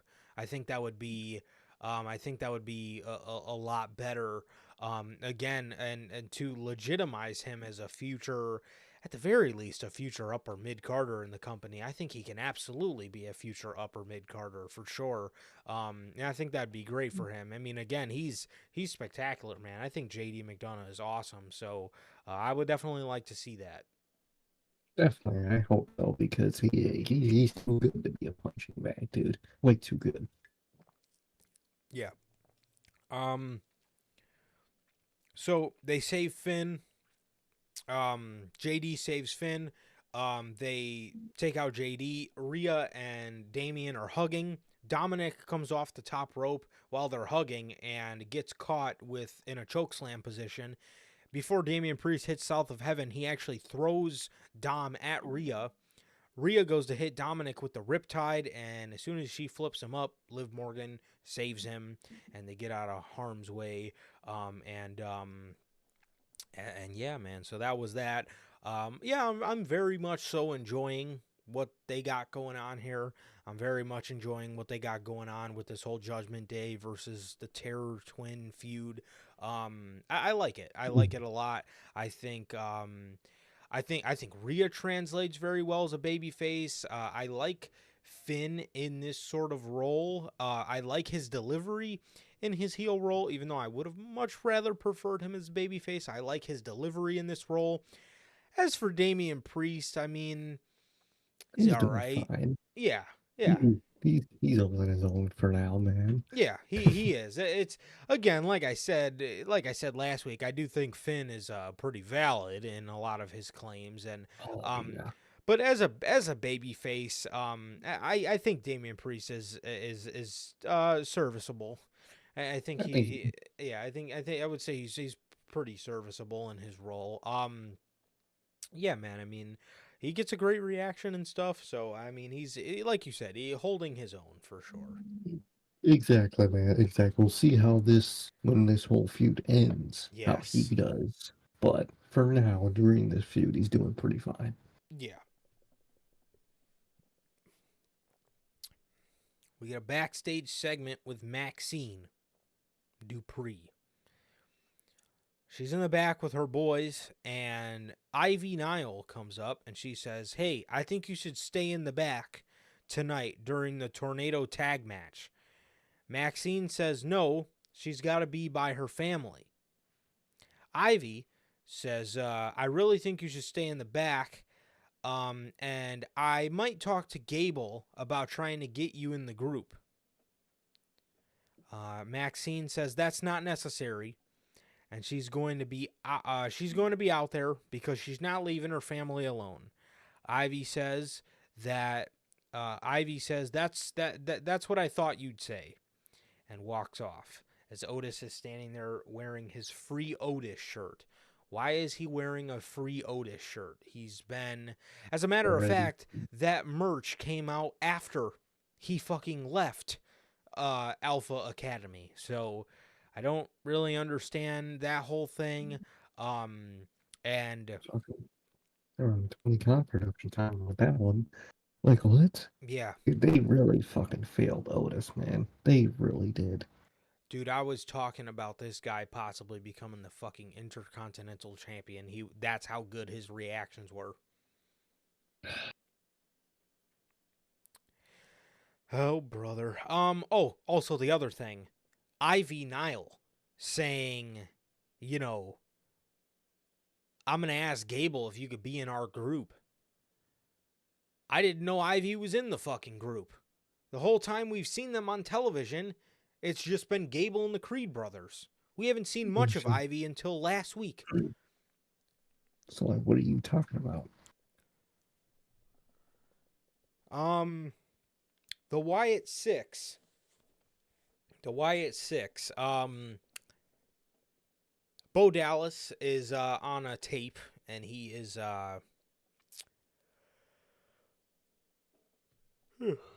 excuse me. He's sitting in a chair, and he says he says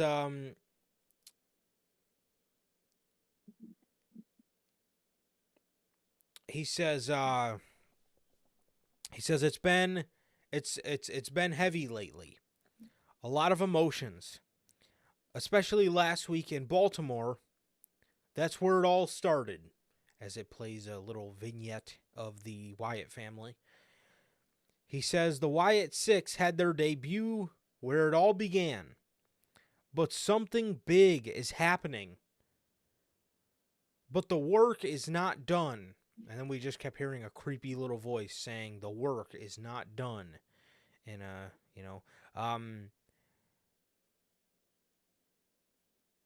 and then so like I said, we hear a little creepy voice saying the work will continue. Other doors shall open. As Bo starts pacing in the chair, he starts rocking back and forth, and he keeps repeating, over and over, "My life is for you. My life is for you." So I don't know, man. Like, we didn't see the Wyatt Six specifically tonight. We did not see them. All we got was this segment here, and he says something big is happening, bro. I don't know if he's going after. I don't know who he's going after, but I was thinking about this tonight, completely off topic or whatever, but after Randy turns on Cody, it's going to be very interesting to see if the Wyatt Six are ever going to have a bone to pick with Randy Orton, being that, again, Cody has said on multiple occasions that Randy is his brother. And also, Randy was in a certain family, a couple years ago, and he did them very dirty. And very twice, actually. yeah, and the two members of the family that he did pretty dirty were two members that are very near and dear to the Wyatt Six, and that obviously being Wyatt and Harper. So that should all. I was thinking about that today. I was thinking to myself, man, that would be a. And we're not in the Vince era, so I doubt that Orton just buries the Wyatt Six and move on with his day like he did with the Fiend, just ruin bro's fucking life, and then just got away with it in the end. Yeah, and then he just did it again, and then he went on to wear night vision goggles and whatnot. But anyway, yeah, but I was thinking about that earlier today, man. Like, man, that's gonna be pretty cool eventually down the line to see Orton and the Wyatt Six kind of, squaring off or whatever. I think they got a pretty dope story there, man. I think they had a pretty dope story. But yeah, I think, but the thing is, bro, he says big things are coming. Well, when the Judgment Day wrap up with Rhea and Damien. They're going after the Judgment Day, 100%. Yeah, they are absolutely going after the Judgment Day because Finn, JD, Dom are the three, members of the Judgment Day that we're used to. They betrayed their family, man, and I think I think they are going to have hell to pay. Two, I could maybe see them going after the Final Testament. I don't want to see it, but if Xavier Woods does turn on Kofi, I was gonna say if Xavier Woods does leave, and obviously that would be the Final Testicles doing. I could see them going after them for maybe they didn't, betray their family, but they made someone betray a family, so they broke a family. Mr. I believe in violence was man, dude. Fuck, get him the fuck off television. Dude. God. So badass. And now he's in fuck the Final Testicle. God damn. Fucking Kofi. The Final Testicle. Lord. What a shit name for a group anyway.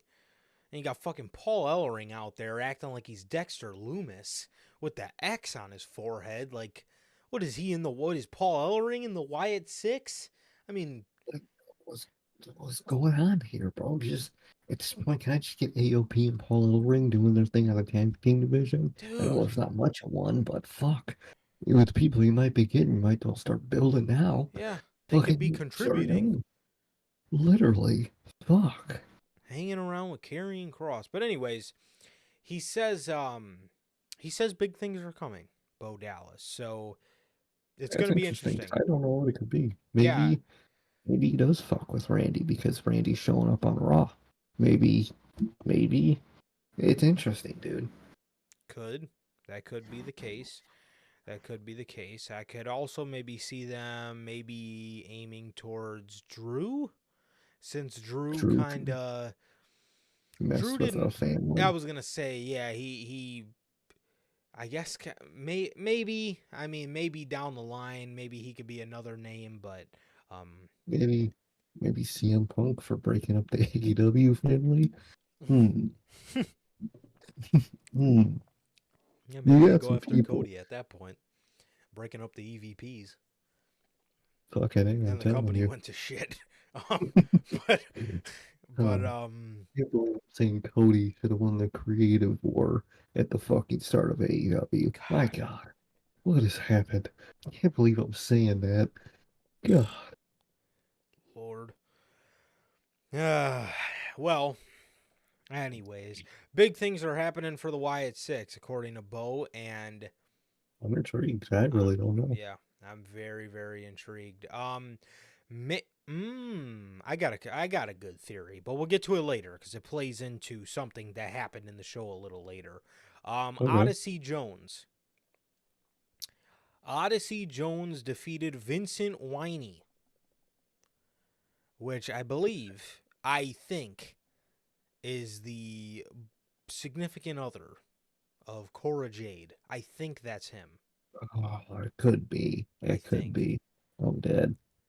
Odyssey beat him with a spinning sidewalk slam. Looked okay, kind of lame, but I mean, it looked all right. After the match, the New Day are celebrating with him, and Karrion Kross is standing out there yelling at the crowd to respect me. No one does, bro. I hate to break it to you. Motherfucker, you got less aura than Solo. He does. He has way less aura. He might be the most auraless person on the show by mathematically. He makes Fuck. Solo feel like Roman Reigns. He Oh, has so 100%. little aura. He has a negative aura. When he comes on the screen, it's oh fuck, this fucking guy's on the TV. Bro was like 2019 or 2020 fucking Elias. You're just this Yeah. segment. I mean, he's got to get up there with Tongaloa, dude, in the aura department. Tongaloa's got rich aura, okay? Mhm. Every time he's on screen, he's got so much aura because you're just wondering what the fuck he's going to do this week. I was just gonna say that. I was like, you're just question. You know, you see a guy with like Bo or the Wyatt section, you're thinking, what meaningful thing is this connecting to? You see Tongalo, and all you're thinking just as hard as when Bo's on the screen.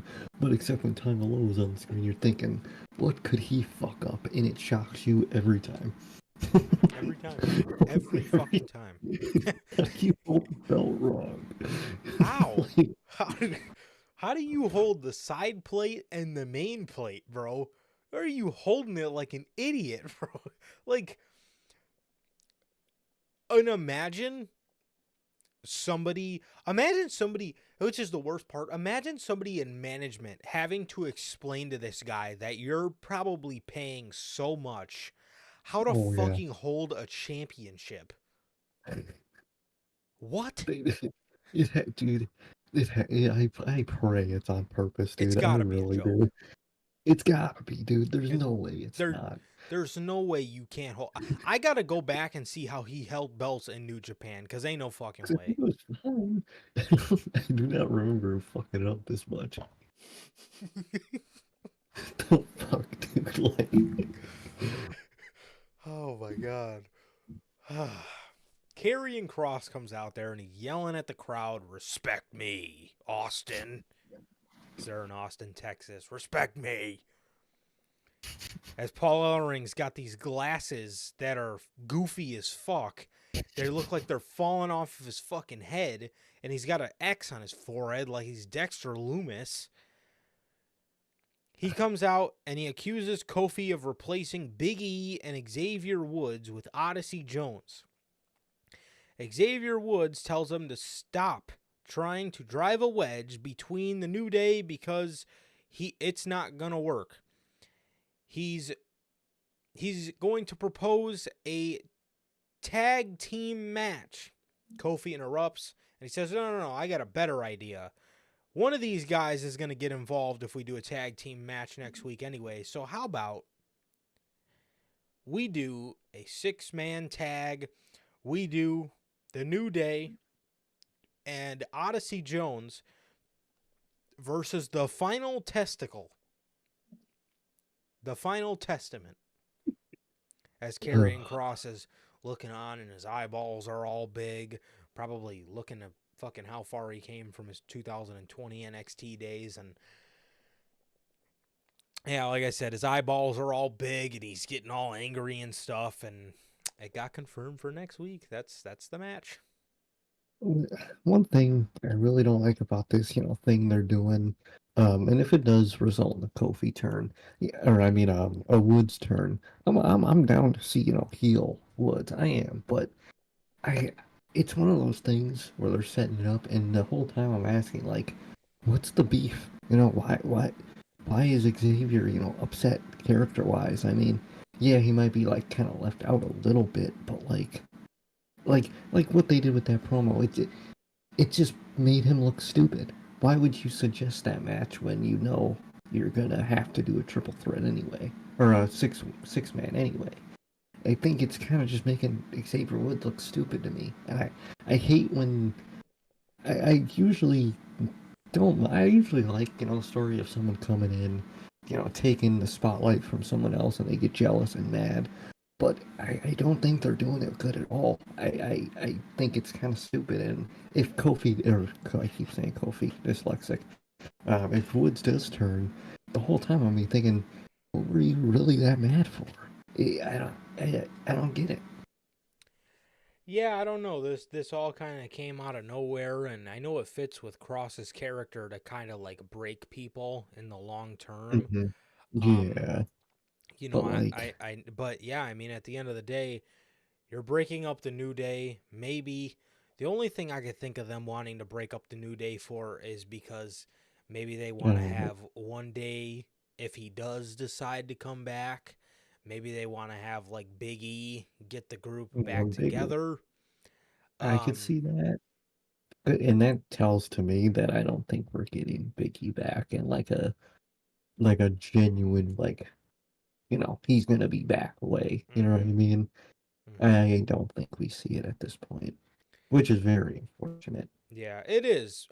Yeah, but I mean, maybe though. I mean, like I said, maybe they want to break them It's- now, so when mm, Big E comes back, you could do a story of him getting yeah, all of them back together. But that what I would honestly really like, is for Big E to come back, and when he comes get that back, he fucking turns turn. heel on both of them. I think that would That be dude, nuts. that would be so perfect, dude. I mean, the fucking baby face reaction he would get coming back, and then just to fucking do that.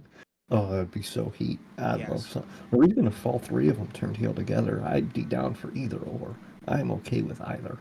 Even Yeah. though, as a group, not much left. But any form of heel, solo, individuals or together, I'm down and intrigued for. Yeah. I think. Yeah. I think that would be. Yeah. Or maybe you.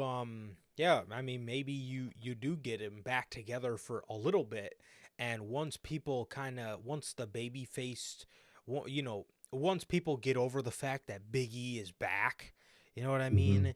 Then you turn him heel, because you might be able to get a little bit out of the New Day nowadays, especially if you have like the Lucha Bros and MCMG Mm-hmm. coming in. You got like, the Gorillas of Destiny in the company now. So um there is a little bit you can get, and then like I said, once people get over the wow factor of, oh my god, Big E's back, then you have them, turn on them or whatever. I think that would be pretty sick. But um that's the only thing I could think of why they're gonna break the New Day up. Is like I said, is if you have Xavier Woods who's gonna go heel, and then you end up having you know Big E come back to get the guys back together.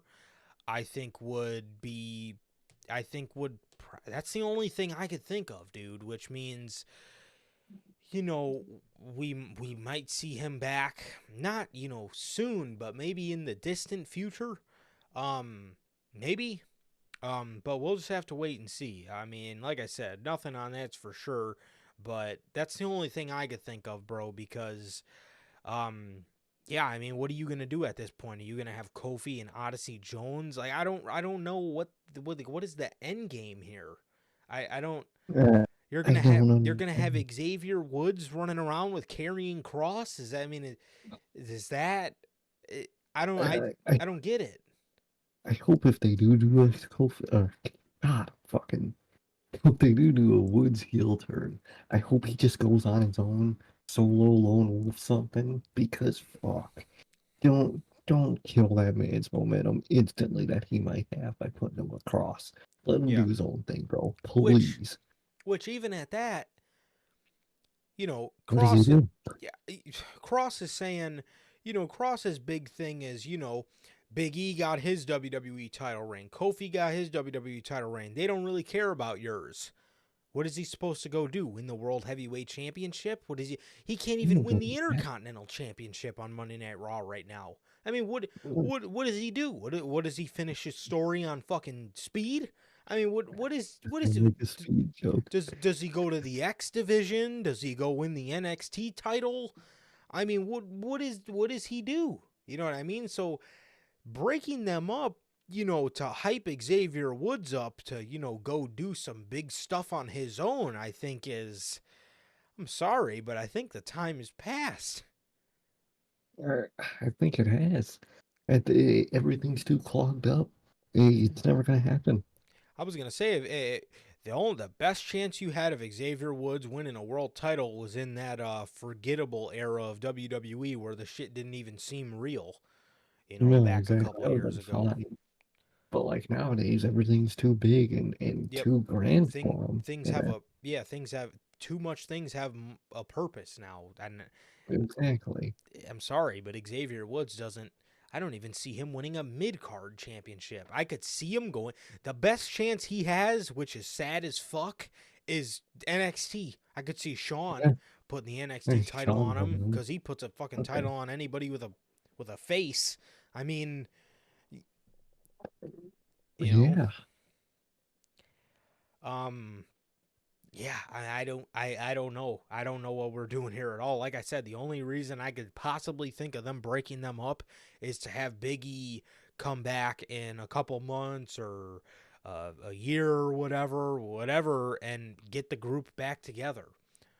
That's the only thing I could think of, because other than that, I mean, again, what do you break them up and they do what? Literally. So I don't know, bro, but Drew is backstage and he tells Adam Pearce CM Punk is in the rearview mirror. And he asks Adam Pearce, why is Orton coming over here to challenge for the world championship? Adam Pearce says, well, because he was screwed. And Drew cut him off. And he says, oh, he was screwed. Yeah, he was screwed a couple months ago. Well, I was screwed over all summer. Adam Pearce says, oh, here we go. And he says, but I'll save my, Drew says, I'll save my breath. Because I know he's a snake and he cannot be trusted. He tells Adam he's going to handle it. Adam Pearce says, the last time somebody told me they were going to handle it, the other guy ended up with cracked ribs and internal bleeding. And Drew says, I'll be on my best behavior. And he walks away. So that was that. American Made. Dude, who is American. coming up with these tag team names or these group Oh names? my God. Is Vince back with these names? Is he back naming people? So Chad Gable did a little video, and the name sounded okay in a promo sense, because he ended the promo by saying, I'm going back to my roots. I'm here in Paris at the Olympics, and it just reminded me that Chad Gable will and always has and always will be American made. It sounded good, Not bad. but But on the other, it just, yeah, I know what you mean. I know what you mean. These names just don't sound very. they, they don't sound like a group. You know what I mean? When you name a group something, you're thinking, I'm naming this group. It's gonna have when you think this thing, you're gonna think of our group and our whatever logo we make. Think of Bullet Club, NWO, Nexus. You say any of those names, you instantly think of their logo. Um, you know what I mean? And it's a lot of these groups are just names. It's nothing that's like a name. They're just calling it something, and it's truly. One. Okay. I think that's gonna be one of the things that makes the American May name over time fine. Yeah. I think it's gonna be fine over time, but dude, the other one. Oh, we'll get to that, bro. But yikes. Yeah, I mean the name. The name sounds odd, but it's always gonna sound odd now. I mean, we are 2 weeks in, so I'm gonna give it a little more time. I honestly don't really mind it, to be honest, man. Yeah. I just, you know, with all this the pride, the final testament, the judgment day. Even though Judgment Day is one that grown on me. Nobody calls it the Judgment Day though. That's why You say I wish they would day. take because again, people refer to like a group as like the Nexus. You don't need to call them the Nexus. They're just You Nexus. And then when I refer to them, I'll say, do you guys remember when John Cena took on the Nexus? Like, that's just how the human language, the English language works. You say the before a group. It's just you don't have to put it in a name. yeah. Or again, with like Final Testament, like, why do you guys have to put like the in front of everything? And it's really annoying. Like, even with Bloodline, like, bro, I mean, the Bloodline makes a little more sense. I would say out of all of them, the bloodline probably because just bloodline, but the bloodline. It makes sense when it's just something that's commonly said. Like bloodline is a pretty common word Yeah, overall. So you put the to be like, oh, this is the that. You know what I mean? right. But for Judgment Day, you don't just hear Judgment Day every day Yeah, unless you're in area, probably. So you probably, you know what I mean? It's just about pronouncing. definitely. Or yeah, like the Pride, the It's so Judgment, like the final like I hate it, man. I hate it. So yeah, I honestly we'll see how American Made grows, but it's the fine. the presentation, Oh, it's not fair. their theme song sucks. Hmm. They still look like jobbers. They've gathered enough VC to like get themselves hand tape, like wrist tape and an elbow Or pad, and they just don't look it, bro. They just don't no, look it. And I like the Creeds a lot, and I think they have a lot of potential, but they just don't look like they have the it factor, man. They look like enhancement talent out there. Um they really do, man. They look like fucking enhancement talent. And no, they do. Maxine's And standing on the outside of the or is he? like, there's so many things, with their Olympian, style things that they could do, man. Like come out in like a Rocky coat, have them all come out in Rocky coats with the hood on, That's or what Gable was something. wearing. Just have them all wear Exactly. it. Have all do exactly. It's like, That's the thing about modern factions the last couple of years that really grind my gears. The last one that like didn't do this was the Undisputed, but like dude, it's always just a guy and lackeys. No matter how good, how credible the tag team is behind them, they're just treated as lackeys, just guys behind them. But like you look back on the Undisputed, they were one. They were all four of them were one group, and you don't see that nowadays. Yeah. Maxine's standing on the outside of the ring. This was awful. And Ivy comes from the crowd and turns on her. She throws her on the announce table, and she's laying on the announce table on her stomach, and she's kicking her feet up as if she's swimming. Just laying there, kicking her feet up like she's Michael Phelps, swimming through the water. The Creeds double roll up Akira Tozawa. You mean to tell me y'all couldn't hit a finisher? Y'all had to double roll up? It took two of you to roll up Akira Tozawa? Like, bro, Come what? on. That is ass, dude. Wait, and that's another thing. Now they look like shit because they had to double roll up Akira Tozawa. I'm not threatened by that. They're coming after me at that point. Yeah. Oh, boo. Oh, man, no. You're gonna have to roll me up, all fucking three of you. Like, what? Dude. And then Ivy gets Maxine on top of the announce table, and she puts her in a dragon sleeper. Instead of, I don't know, Oh, selling like you're passing out because you're in a sleeper hold, Maxine is kicking and waving her arms around, screaming, ah, ah. Bro, you're supposed to slowly pass out. You're in a sleeper hold. you're getting choked out. You're not getting stabbed. Like, the wrong cell here, lady. And then Ugh. afterwards, she's she's laying on the announce table, and she's kicking and rolling around, selling her stomach.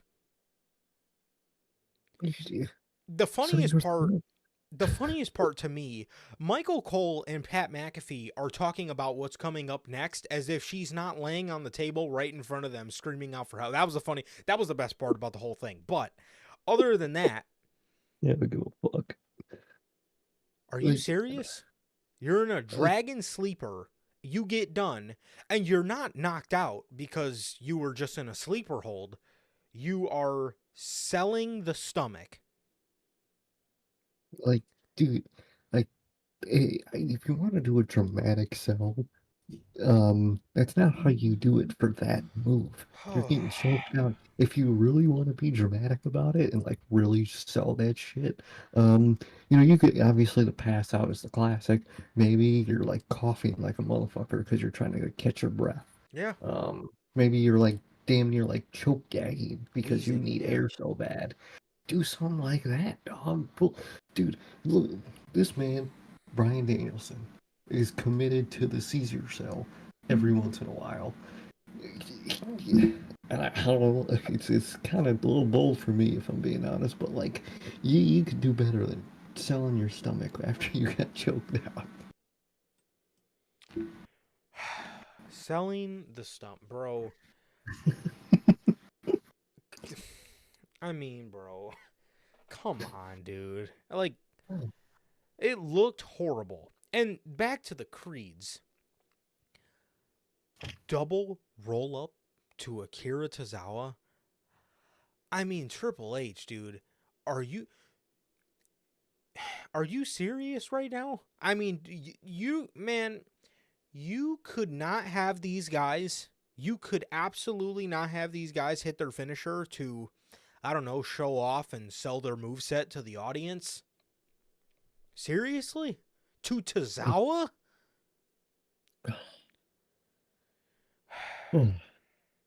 Horrible. This whole segment out of the show was fucking awful. It was awful. Yeah, really fucking bad, head to toe. Pete What a Dunne. fail. Yeah, no kidding. Pete Dunne is doing an interview in the Collision Arena.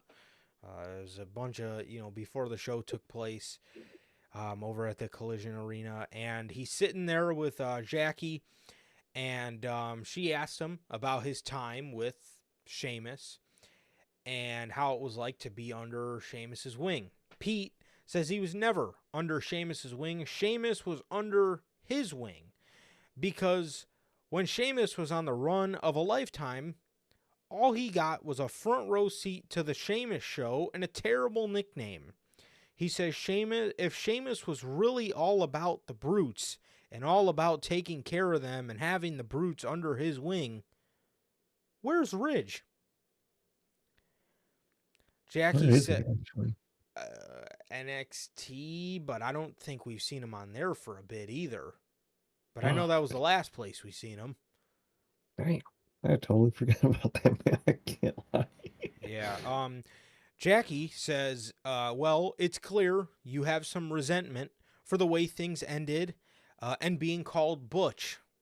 Man, once she said that name, ooh, he got pissed. Right. He said he tells Jackie, do not ever say that name again, because for 2 years I had to swallow my pride and let Sheamus little brother me. He says he's not Butch. He's the bruiserweight, an 18-year veteran. And if he has to show Sheamus, if he has to show Sheamus that he never wants to hear that name again, that's what he'll do.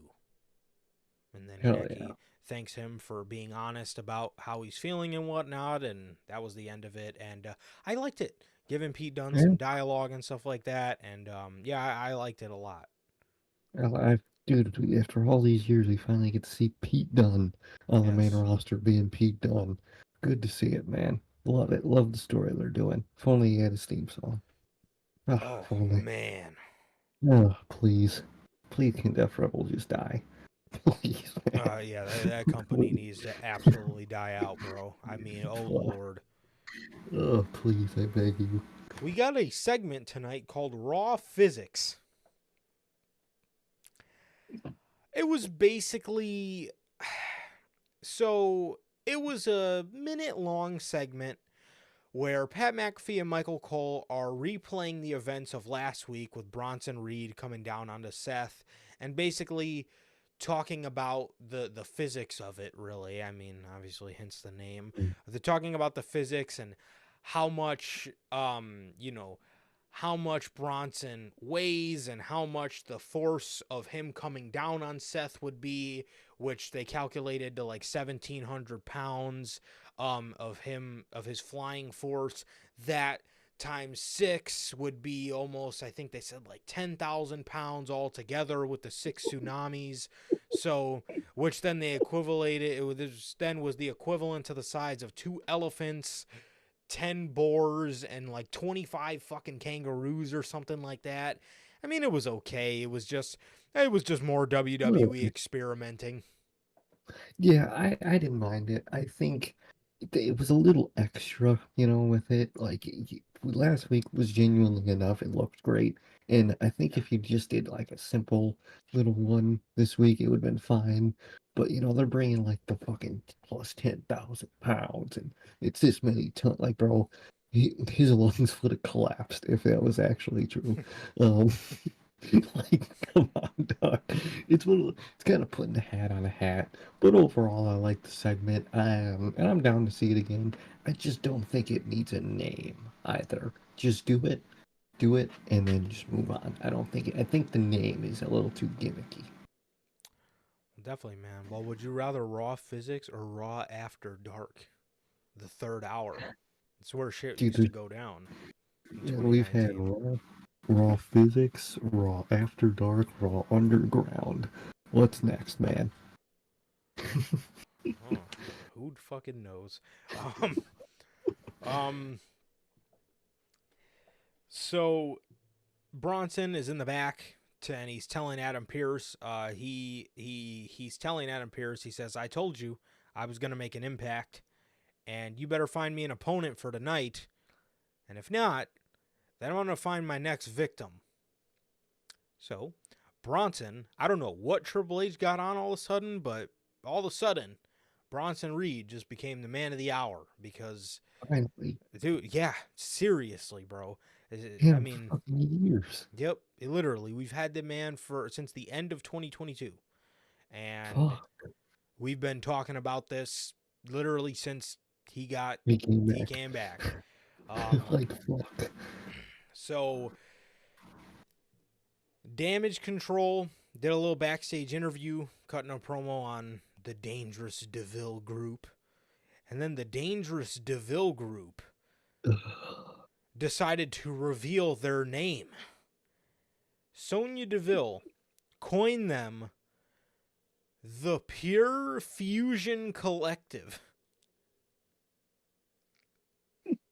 I didn't know they were fucking nuclear physicists. Like the They're pure all physics. fusion. Maybe they're behind it. Pure Fusion. The pure garbage collective. Like, come on, the joke writes itself. The pure fusion collective? What? That Are is you group of awful. science dorks? Like, That what are is you horrible. That sounds like a fucking segment on an episode of Bill Nye or I something. was gonna make a fucking Bill Nye joke, dude. Man, Like, dog, what are you, what are you doing here? the Pure, Pure Fusion Collective. like, I get the, I think I get what they're going for, you know. They're so interlocked. It's like they got Locked in. fusion when they're in the ring. I Oh, get the idea. wow. First of all, they don't. They're not at all like coherent with each other in the ring. But like, oh, it's so ass, dude. It is pure garbage. So they cut a promo on Damage Control, and also the commentators were referring to them. Case in point of what we just talked about 20 minutes ago. The commentators were referring to them as PFC. So why is there a the in front of their name? Yeah, like you don't have to put the in the title, in the name, in the card. You don't have to. Another thing I hate that WWE does with, faction names, whenever they add the word collective or committee. Hmm. Like, do you remember the welcoming committee when Charlotte first moved to SmackDown and it was like Natalia, Carmella, and Tamina? The Like, welcoming, dude, he just brought back some shit. committee and you did it to me in the beginning of the show with the Face of America bullshit, so I don't want to hear it. But Yeah, man, fucking hell, dude. dude, Yeah, bro, pure ass. oh god, horrible, horrible. Whenever they add words like collective or committee, it just sucks, man. Like pure fusion, that could have survived. It It's could still have. pretty. It's still like okay, but like that's fine. Pure fusion, it's group name. All right, the pure fusion collective. It's horrible, man. You know So what? it's like a science club. Going back to the welcoming committee, I love how both of these shit examples we've brought up of gimmicks were from the same era of SmackDown. Now that I just think about that, Yeah, man. and that was after SmackDown came off like it's one of its best runs ever in 2016, early 2017. So there's that for you. Good Fun. lord. Literally beat Raw in the ratings for the first time ever. God, God, how do you man. fuck it up, dude? Vince, he found out. Yeah, He he found bad out bad Vince. SmackDown was the hot show on the block. Vince is like a life. Life finds a way. You know, I thought you're you said something else. okay. You know, it's the phrase from Jurassic Park. I think it's a phrase before Jurassic Park, but Mhm. life finds a way, Does he? and Vince found a way every time. Okay, he does. Logging in. So, so Yes, he does. He absolutely does find a way to fuck everything up. So Damage Control then beat the Pure Fusion Collective via disqualification because Zoe Stark accidentally kicked Alba Fire while she was sitting on the ground, and then the champs just hopped in there and attacked Io for some reason. I don't know why they didn't go after Zoe, because she's the one that kicked her, but whatever. And we're getting a triple threat match next week for the Women's Tag Team Championships. And to be honest, I hope they put it on Damage Control or Zoe and Shayna, because Zoe and Shayna and Damage Control are in a feud, and Alba Fire and Isla Dawn literally haven't been on television ever No. since winning them. So none of that matters anyway, but I mean, you might as well get them on television with people that are actually on television. So Exactly. You might as well. our Truth is in the back. He tells Miz he got him a match with Braun Breaker. Miz says, "Oh my God, really? For the Intercontinental Championship?" Our Truth says, "Yep." Miz says, "Wait a minute. I thought he was facing Sammy tonight." And our Truth goes, "Nah, I don't know nothing about that." He goes, "Oh, look, there it is on the TV." And the camera pans, and it's just Miz versus Bronson Reed. And Damn. Miz just absolutely freaks out. He's like, no, no, no, no, no. This isn't. He says, no, Bronson. And he's telling him, Bronson. This is Bronson Reed. And he's telling him, and he's getting pissed at our Truth. And Orton walks up, and he says, dude, you're serious. You're not underestimating yourself, are you? He says, you're one of the most decorated WWE superstars of all time. You're a 2-time Grand Slam champion. You main evented WrestleMania against John Cena and beat him. You can do this. And The Miz goes, you really think I could do it? Orton says, absolutely. He says, yeah, I could do it. I could do it. He walks away. R-Truth looks at Orton and he says, you really think he's got a chance? And Randy just laughs and walks away. So, Oh, I love it. so that was, to get his ass beat. oh man, so that was that. Speaking of Randy, he comes out for his promo. Randy says 20 years ago on this month, he won the world title for the first time, and he became the youngest world champion in history. And on that, he became the youngest world champion in history on that night. And in Berlin, he will become a 15-time world champion. Gunther comes out. Randy says, take a picture of this moment right here, because in a few short weeks, Gunther will no longer have Friday nights as a free day, and I will have a new home here on Monday Night Raw. Gunther says, yeah, we should take a picture of this. One of the greatest of all time, Randy Orton. But you should be the greatest of all time.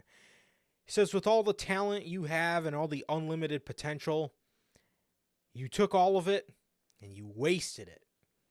He says that this is the era of the Ring General. And in his era, there is no room for people who waste their potential. And he will not play a role in that era. Randy says, look, man, I never pretended to be perfect. I made a lot of mistakes, probably more than anybody in that locker room. But I've owned up to it. He says, Gunther forgot. He says, Gunther, you must have forgot who you were talking to. My name is Randy Orton. I am one of the most unpredictable, violent, controversial, yet successful superstars in the history of the game. He says, and that is not a curse. It's a gift. He says he's done it. I've done it my way, and I'll always do it that way.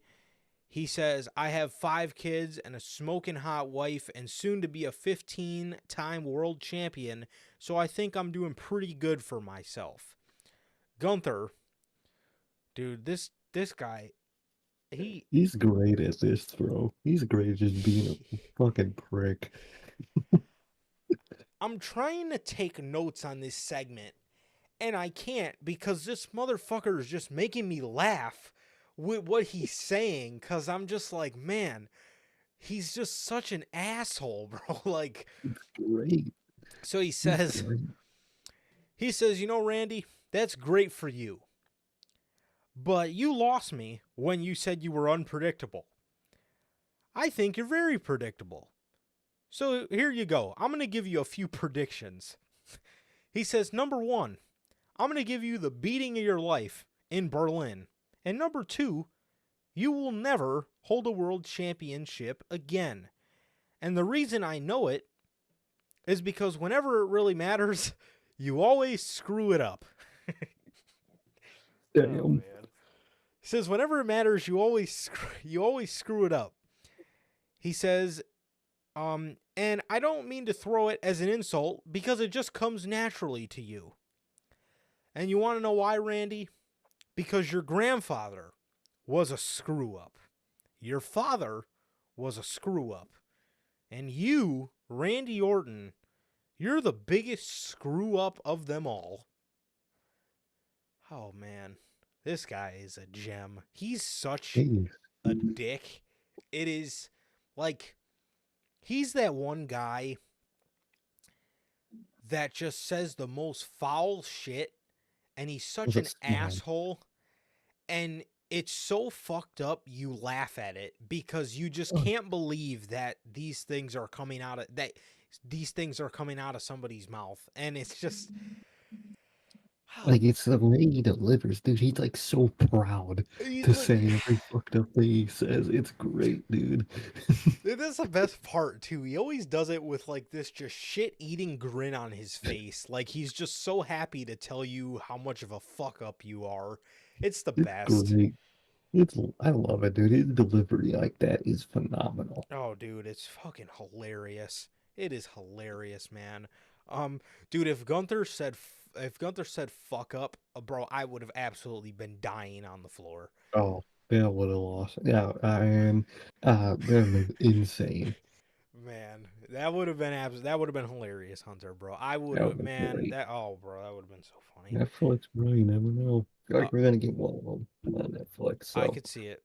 I could see it. Which we all know where Mr. Rocky is gonna want to be. oh fuck this, fuck that. Oh man, man's good, dude. I'm guessing, if they're allowed to, use excessive language, I'm sure it's gonna be limited, like how PG-13 movies are allowed one F-bomb. Every PG-13 movie is allowed one. I could see that being like a weekly thing. Maybe every 2 3 weeks they're allowed one. Yeah, Um, fucking Rock is gonna use like a 3 month supply right there. yeah, for sure. For sure, man. And I quote, "Fuck your story." I think that just goes to show how much he cared about Here's Cody the Rhodes winning the WWE title. Um, word. I know the network hated that fucking guy. oh man, Fox fucking hated him, man. Hated. um, Randy, or sorry, Drew McIntyre's music hits, and he walks to the ring to, I guess, discipline Randy Orton or tell him to hit the bricks. Gunther turns around, and as soon as he goes to give attention to Drew McIntyre, Orton turns him back around, RKO's the shit out of him. Drew takes his hair out to get in the ring and fight, and lo and behold, CM Punk. CM Punk shows up as doesn't look like Drew McIntyre is getting away from this one, man. CM Punk attacks Drew McIntyre. Drew gets the upper hand, goes to take his belt off and whips CM Punk with it. Punk gets the belt and starts whipping Drew with his own belt, and he retreats into the crowd. So that was that.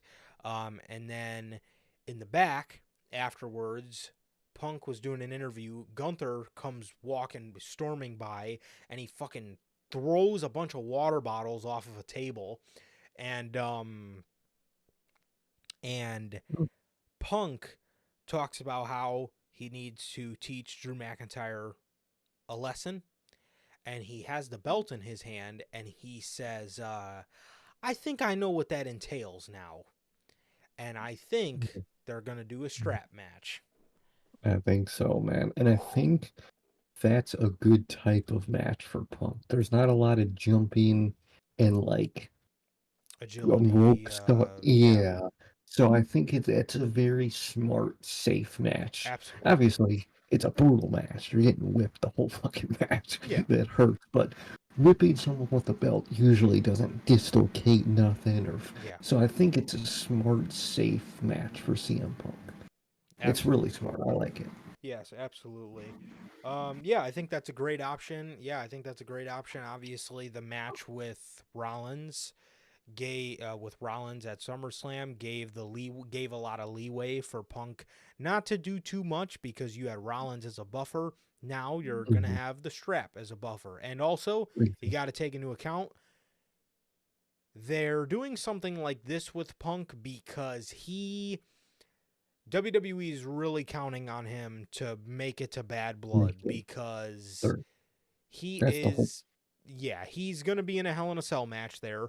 And, I mean, obviously they're going to need him for that. So, I feel like with his injury history at his age and his age, obviously, because I think he's going to be hidden behind a lot of gimmick matches, and yeah, I don't say that as a bad thing. no, I just say it as a logical thing because it's kind of what you're going to have to do, and it's smart.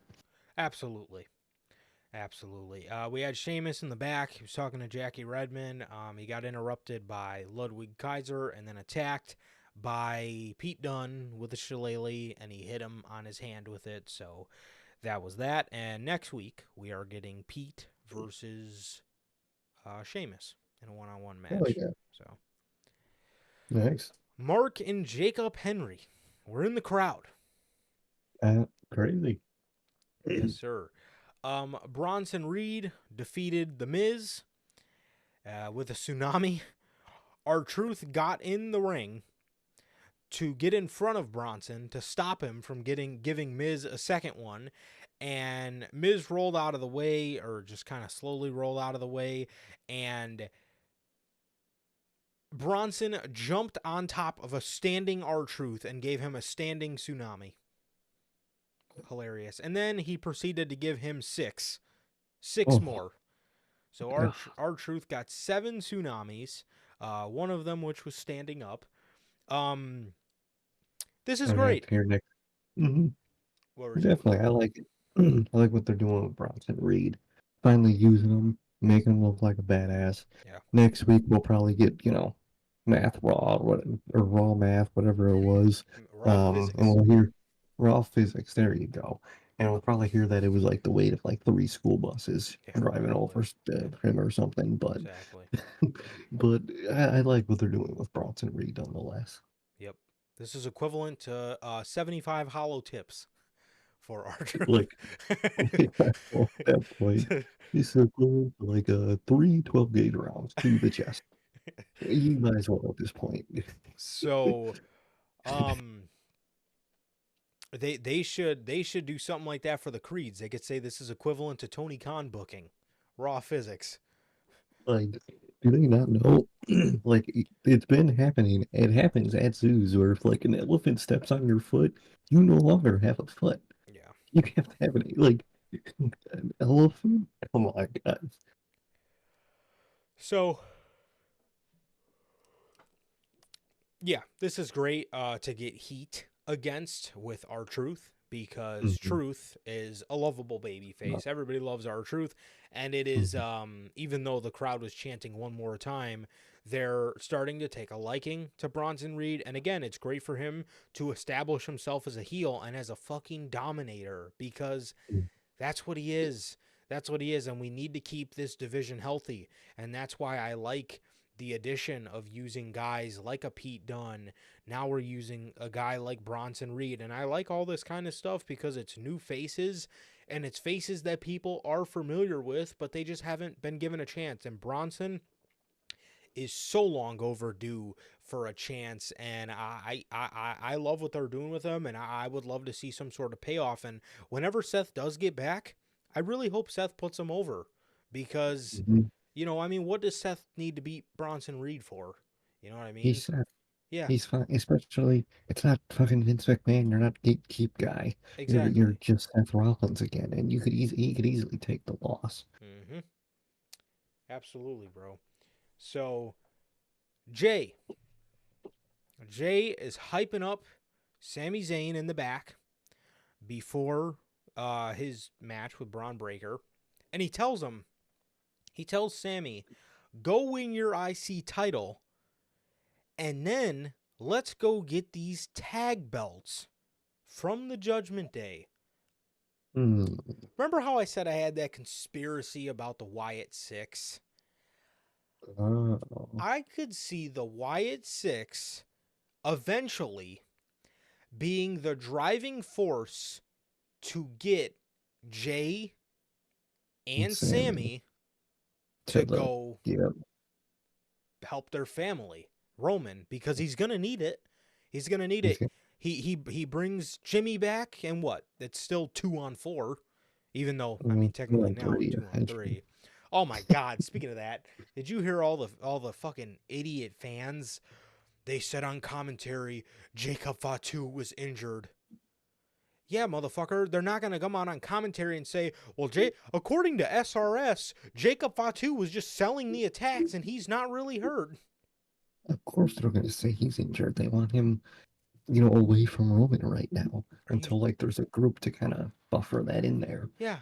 I mean, Obviously. are you, and see what I think they're going to do with Jacob, and I think they're really putting Jacob over by having him, injured in this time. The bloodline is going to get back together, right? It's going to, Mhm. whether it's Roman, Jimmy J, or Roman, Jimmy J, Sammy. When Jacob comes back, it's going to be like when they get, like I said, whatever bloodline they get back, it's going to be even playing field. Mhm. Jacob's going to come and handle him like it's nothing. Exactly. He's gonna get the big pop, the big moment where he's like whooping like all their asses by Yep. himself. Yep. He's gonna get all of it, dude, and it's gonna be great. Yeah. Yeah, absolutely. And like I said, he he's going to be like the the playing field is going to be level when it's the bloodline versus Solo, Tamatanga, and Tangaloa. And the bloodline is finally going to be, back on the par or whatever. And they're finally going to be, you know, back on top again, the OG bloodline. Jacob's going to come back and it's going to fuck everything up for him. It's gonna fuck everything up for him, and he's gonna run through him. He's gonna run through him, and he's gonna be the guy like, oh shit, like this guy's back. We need backup, and then I could see them pressuring. I could see the Wyatts pressuring Jay first, Mhm. and Sammy maybe thinking because he's not even Mhm. thinking like, no way I can trust them or even go back to teaming with Roman. Then I think they will pressure Sammy to do the right thing and make amends with Roman Reigns and all that type of stuff. So I think it's going to be really good, man. I think it's going to be really good stuff. And um, yeah, I think, like I said, with keeping Jay out, or sorry, not Jay, Jacob, with keeping Jacob out, dude, when you bring Mhm. him back and he takes apart the OG bloodline, it's going to make him look like even more of a threat. Exactly. Exactly. I think it's gonna all work out in the end, and I think that's definitely something that's gonna happen. Mm-hmm. Yeah, absolutely.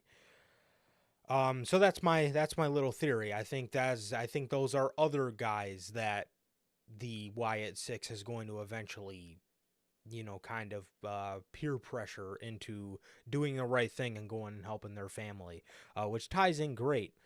We got a Judgment Day backstage promo where they're talking about Finn says that Damien needs to watch out for backstabber Balor because he is about, and talking about basically how the new era of the Judgment Day are better than the old one, and they no longer have egos, and they also no longer have leaders. So that was that. Yes. Hell yeah. Um, Braun. Braun is doing his little walkout from the backstage area, and he asked the crowd, Are there any dogs barking in Texas? And man, is this man over. You just heard that whole fucking arena just start going nuts. Hell yeah, dude. Love that shit. Um, so that was that.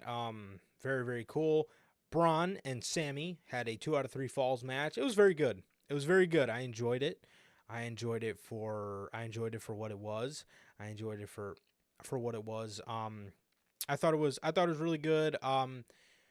Sammy got the first fall. He pinned Braun with a haluva kick. That's something that, all right, champion getting pinned, but you do kind of got to keep Sammy. You can't have Sammy lose 2-0 if you're going to have these guys go after the tag titles. Exactly. He's got to look somewhat tough. You know what I mean? Yeah. Yeah, absolutely. So that's that. And Sammy picked up the first fall with a haluva kick. Braun Breaker picked up the second with a regular corner spear and then his 23-mile-an-hour spear. These guys, there was a sunset flip off the top rope. That was pretty cool. I believe Braun hit a Frankensteiner. He went to go for his 23-mile-an-hour spear, and Sammy picked up his foot, which I like how Michael Cole called it out. When Braun Breaker's running that fast at you and Sami Zayn puts his boot up, that is basically equivalent, if not worse, than a regular haluva kick. So, Oh, 100%. so I like how, he pointed that out. No And physics. yeah, exactly. It's the equivalent of to about 3 gunshots to the dome. So, Yeah. so and then Braun did pick up the third and final fall when Sami Zayn went to jump off the top rope and he hit him in midair with a spear, immediately covered him and continued, or won and continued his IC title reign. And that was that, man. Braun Breaker won the 2 out of 3 falls match, so I'm assuming Braun is done. All wrapped up with Sammy here. As for what Braun does next, I think for Berlin's sake, I think it's going to be a match with Dragunov, and that's what I think he does next. And the show went off the air pretty quickly after that, man. We didn't really get much follow-up. We did get a quick look at Sammy where he kind of just looked disappointed in himself. Braun held up the title, and the show immediately went off air. At least better it go off air than to a Taco Bell commercial, but I'm glad I'm glad it wasn't that. But yeah, the show went off fairly quickly after that, man. So that was it for Monday Night Raw, man. Definitely, man. Solid show. Solid show. I liked it. And very intrigued for next week, obviously. Yeah, man. Absolutely, bro. So, yes. So, that is everything for Unscripted, episode 208 here today, man. Thank you guys so very much for joining us here today on today's episode of Unscripted. Again, this has been episode 208, and that has been your week of wrestling, bro. So, with that, man, that is going to do it for this edition of Unscripted. This has been episode 208, ladies and gentlemen. Thank you guys so very much for joining us here today on this fine Monday night or early Tuesday morning. Now, thank you guys, man. Thank you guys for sticking with us, man. I know it was a bit of a long episode, but we appreciate you guys, man. And that is gonna do it. And it has been always a pleasure for my Johnny. And Sir K. And that is gonna do it for this edition of Unscripted. Thank you guys so very much. This has been episode 208. Ladies and gentlemen, please like, comment, and subscribe, and we will see you all on Friday with the news. Peace.